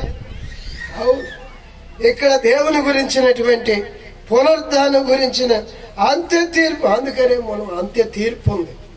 దానిని తప్పించుకుంటానికే యేసు రక్తంలో కలగబడాలి. యేసు ప్రభు ఆత్మ సంబంధమైన హస్త నిక్షేపణ కలిగి ఉండాలి. విశ్వాసమును జీవిత అనుభవం కలిగి ఉండాలి. ఆయనతో ఐక్యపరచబడి ఆయన వారముగా సాక్షులుగా నిలబెట్టబడిన బాప్తిస్మ అనుభవం కలిగి ఉండాలి. ఆయనతో పాటు పుదులు తిరిగి లేచాడు, తిరిగి లేస్తానని చెప్పి సాక్ష్యమును కలిగి ఉండాలి. తిరిగి లేచాడు, తిరిగి లేస్తాననే సాక్ష్యం చెప్పేవారు ఏం చేస్తారు? మరణం వస్తుందన్న భయపడి. మరి ఎందుకనంటే ప్రభు సెలవు అయితే అని చెప్పండి, ప్రభు దగ్గర నేను ఉంటాను. ఎందుకు భయపడవలసిన పని లేదు. ప్రభు యొక్క సెలవు మీద చనిపోయిన వారి విషయంలో కూడాను దర్శనం కలిగి పరలోకమందు ఆయన ఉన్నాడని, వీరు ప్రభువునందు ఉన్నారని ఎరిగిన అనుభవంలో సంతోషిస్తారు, దుఃఖించరు. నిద్రించిన వారి విషయంలో మీరు దుఃఖపడుకునే నిమిత్తమే ఈ సంగతులు మీకు చెప్పుచున్నాను. క్రీస్తు లేపబడి ఉన్నాడని మీరు నమ్మినలా క్రీస్తుతో పాటు వీరును మొదట తండ్రి ఎదుట ఉన్నారని విశ్వసించి అందును గురించి సాక్షులుగా నిలిచిన అనుభవం కలిగి ఉంటారు, ప్రకటిస్తారు. మొదటి పునరుద్ధానమును గురించినటువంటి విశ్వాసం కలిగిన వారు. అర్థమవుతుందా? అంత్య తీర్పు విషయమై వారు భయపడరు. ఎందుకని? ఇక్కడ ఎవరు తీర్పు తీర్చి అవును శిక్ష విధించిన లేక చంపిన అవును పరలోకంలో నిత్య రాజ్యములో నేను ఉంటాను, ఆ తీర్పులోకి పోనని ఇక్కడ తీర్పు ఎవరు తీర్పునైనప్పటికీ అందు విషయం భయపడి అందుకొరకు అబద్ధ సాక్ష్యం పోగు చేసుకుని అవును శిక్ష వస్తుందని చెప్పి లోబడేటట్లు ఉండరు. అందుకనే క్రైస్తవులు హతసాక్షులు అవుట కానీ ప్రభు కొరకే నిలిచి మరణం వస్తుందన్నా చంపుతామన్నా దేవుని సెలవు లేకుండా ఎవరు ఏది హాని చేయదు, కరువ కటకమా వస్త్రహీనత ఉపద్రవమని అని దేవుని ప్రేమ బలవంతం చేయబడి మరణమంతా బలవంతముదని చెప్పి ఎవడును ఆర్పచాలనటువంటి పునరుద్ధారుడైనటువంటి ప్రభు ఆత్మ ప్రేమను కలిగి సాక్ష్యం ఇస్తారు. మొదటి పునరుద్ధానము వాళ్ళ జీవ గ్రంథములో పేర్లు వాళ్ళు ఉంటాయి. ఎందుకంటేనే వారు ముద్దుల పునరుద్ధానమును గురించినటువంటి నమ్మకమును సాక్ష్యమును కలిగి ఉన్నారు. అంత్య తీర్పుల గురించి ఎరిగి ఉన్నారు. అందుకు తీర్పులోనికి వస్తాం కొరకే ఇక్కడ తీర్పులకి తీర్పర్లకు భయపడలేదు, ఎవరికి తీర్పు తీర్చలేదు. మనుషులకి ఎదటి వారికి తీర్పు తీర్చే వాళ్ళు ఉన్నారు చూసారా, వాళ్ళు ఆ తీర్పులో నిలుస్తారు. ప్రభు అయిన యేసు క్రీస్తు అదే అన్నాడు, మీరు ఎవరికి తీర్పు తీర్చకండి, వాళ్ళకి తీర్పు తీర్చబడదు. మీరు తీర్పు చొప్పుననే మీకు తీర్చబడును అని మాట చెప్పి ఉన్నాడు. అవును, అందుకే పౌలు గారు అంటాడు ఒక మాట, ఈ తీర్పుని గురించిన ఒక అనుభవం కూడా చెబుతాను. పౌలు గారు అన్న మాట చదువుకుందాం. 31వ వచనం 8వ అధ్యాయం, రోమాపత్రిక 8వ అధ్యాయం 31వ వచనం. ఇట్లుండగా ఏమందుము, దేవుడు మన పక్షమును వచ్చి ఉండగా విరోధి ఎవడు? తన సొంత కుమారునే మన కొరకు అప్పగించుటకు వెనుదీయక మన అందరి కొరకు తీర్పులో నిలిచాడు ఆయన. అందరూ వచ్చి ఆయన అబద్ధ సాక్షులు చెప్పి తీర్పు తీర్చిన ఆ తీర్పు ఆయన మీద నిలిచిందా, ఓడిపోయిందా? చెప్పండి మీరు. నిలిచిందా? తీర్పు తీర్చి ఈయన ఎందు ఏ నేరము లేదని చేతులు కడుక్కున్నాడు. ఈయన యూదులకు రాజు, రాజులకు రాజు, పరలోకము రాజు అని పై విలాసం రాసి మత సంబంధులకు అప్పగించాడు. అర్థమవుతుందా? తీర్పు నిలవలేదు. ఆ తీర్పు ఆయన్ని మరణానికి తగింది కాదని చెప్పి రుజువుపరచబడింది. అయితే మన కొరకు మన తీర్పు కొరకు తీర్చబడకుండా తప్పించడం కొరకే ఆయన తీర్పుకి అప్పగించుకున్నారు. అలాగనే మనము వింటున్నారా, దేవుని తీర్పులో నిలవబడకుండా ఉండాలంటే మనుషులు ఎవరు తీర్పులు తీర్చి నేరాలు మోపినప్పటికీ భయపడకండి. మనసాక్షి దోషారోపణలో ఆ దుఃఖంలో మునకండి. ఎందుకంటే చదువుకుందాం. ఇంకా దేవుని చేత ఏర్పాటు చేయబడిన మీద నేరం మోపువాడెవడు? నీతిమంతునిగా తీర్చువాడు దేవుడే, శిక్ష విధించువాడు దేవుడే. నువ్వు వ్యభిచారివి, దొంగవి, అబద్ధికుడివి, నరహంతకుడు అని విన్నారా? తీర్పు తీర్చడానికి ముందు యేసు ప్రభు తీర్పులో తీర్చిన సంగతే ఆయన వాక్య సువార్తను విని మనం వ్యభిచారం మానేశాం, నరహత్య మానేశాం, దొంగతనం మానేశాం, అవును అబద్ధములు మానేశాం. ఈ లోకంలోని ఈ లోక అశాశ్వతమైన దాని కొరకే అవును నిత్య తీర్పు ఉన్నదని చెప్పి శాశ్వతమైనటువంటి నిత్య జీవం కొరకే శాశ్వతమైన నిత్యమైనటువంటి తీర్పు విషయంలో ఇక్కడ ఆయన తీర్పు ఒప్పుకున్నాం. ఆయనే మనల్ని శిక్షించారు కనుక ఇంకెవరు శిక్ష విధిస్తారు? ఆ తీర్పు లేదు, ఈ తీర్పు లేదు. అర్థమవుతుంది? భూమి మీద ఎవరికి దేనికి అప్పగించడం సరే కదా, అంత్య తీర్పులోనికి మనం రాము అనే మాట రుజువు. అందుకు సాక్ష్యం ఒక మాట చెప్తాను.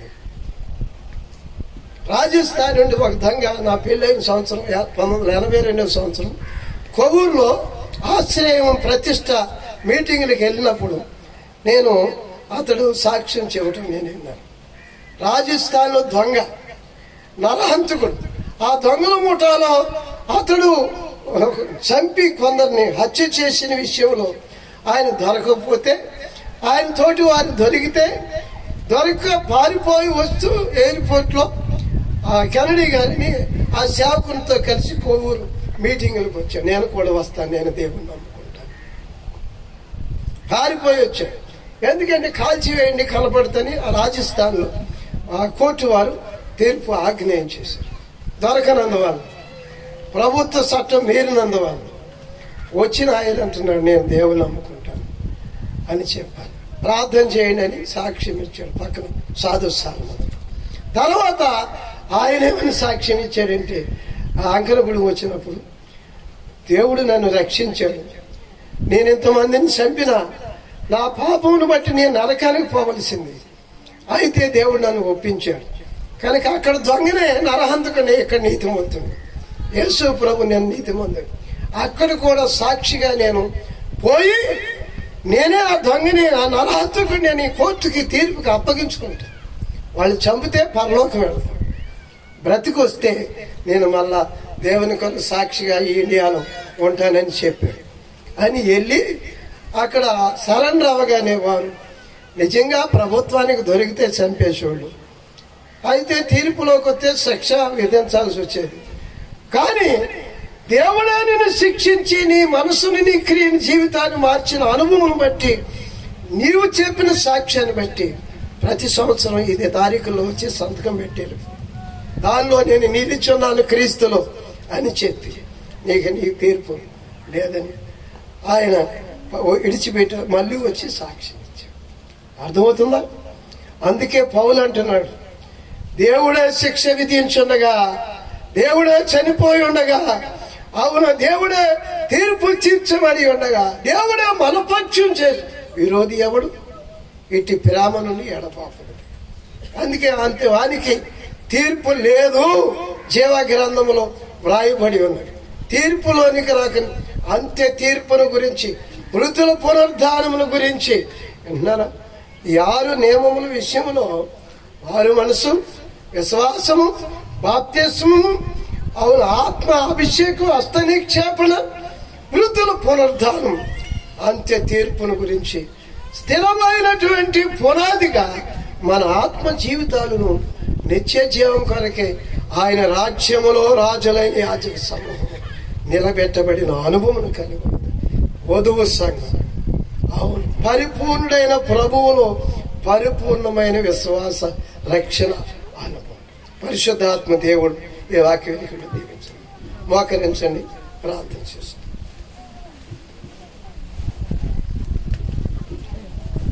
ప్రేమ నమ్మకం కలిగిన పరలోకపు తండ్రి, ఈ 3వ దిన మధ్యాహ్న కాల కూడికలో విస్తరించి ఎన్నో విషయాలు మాట్లాడు.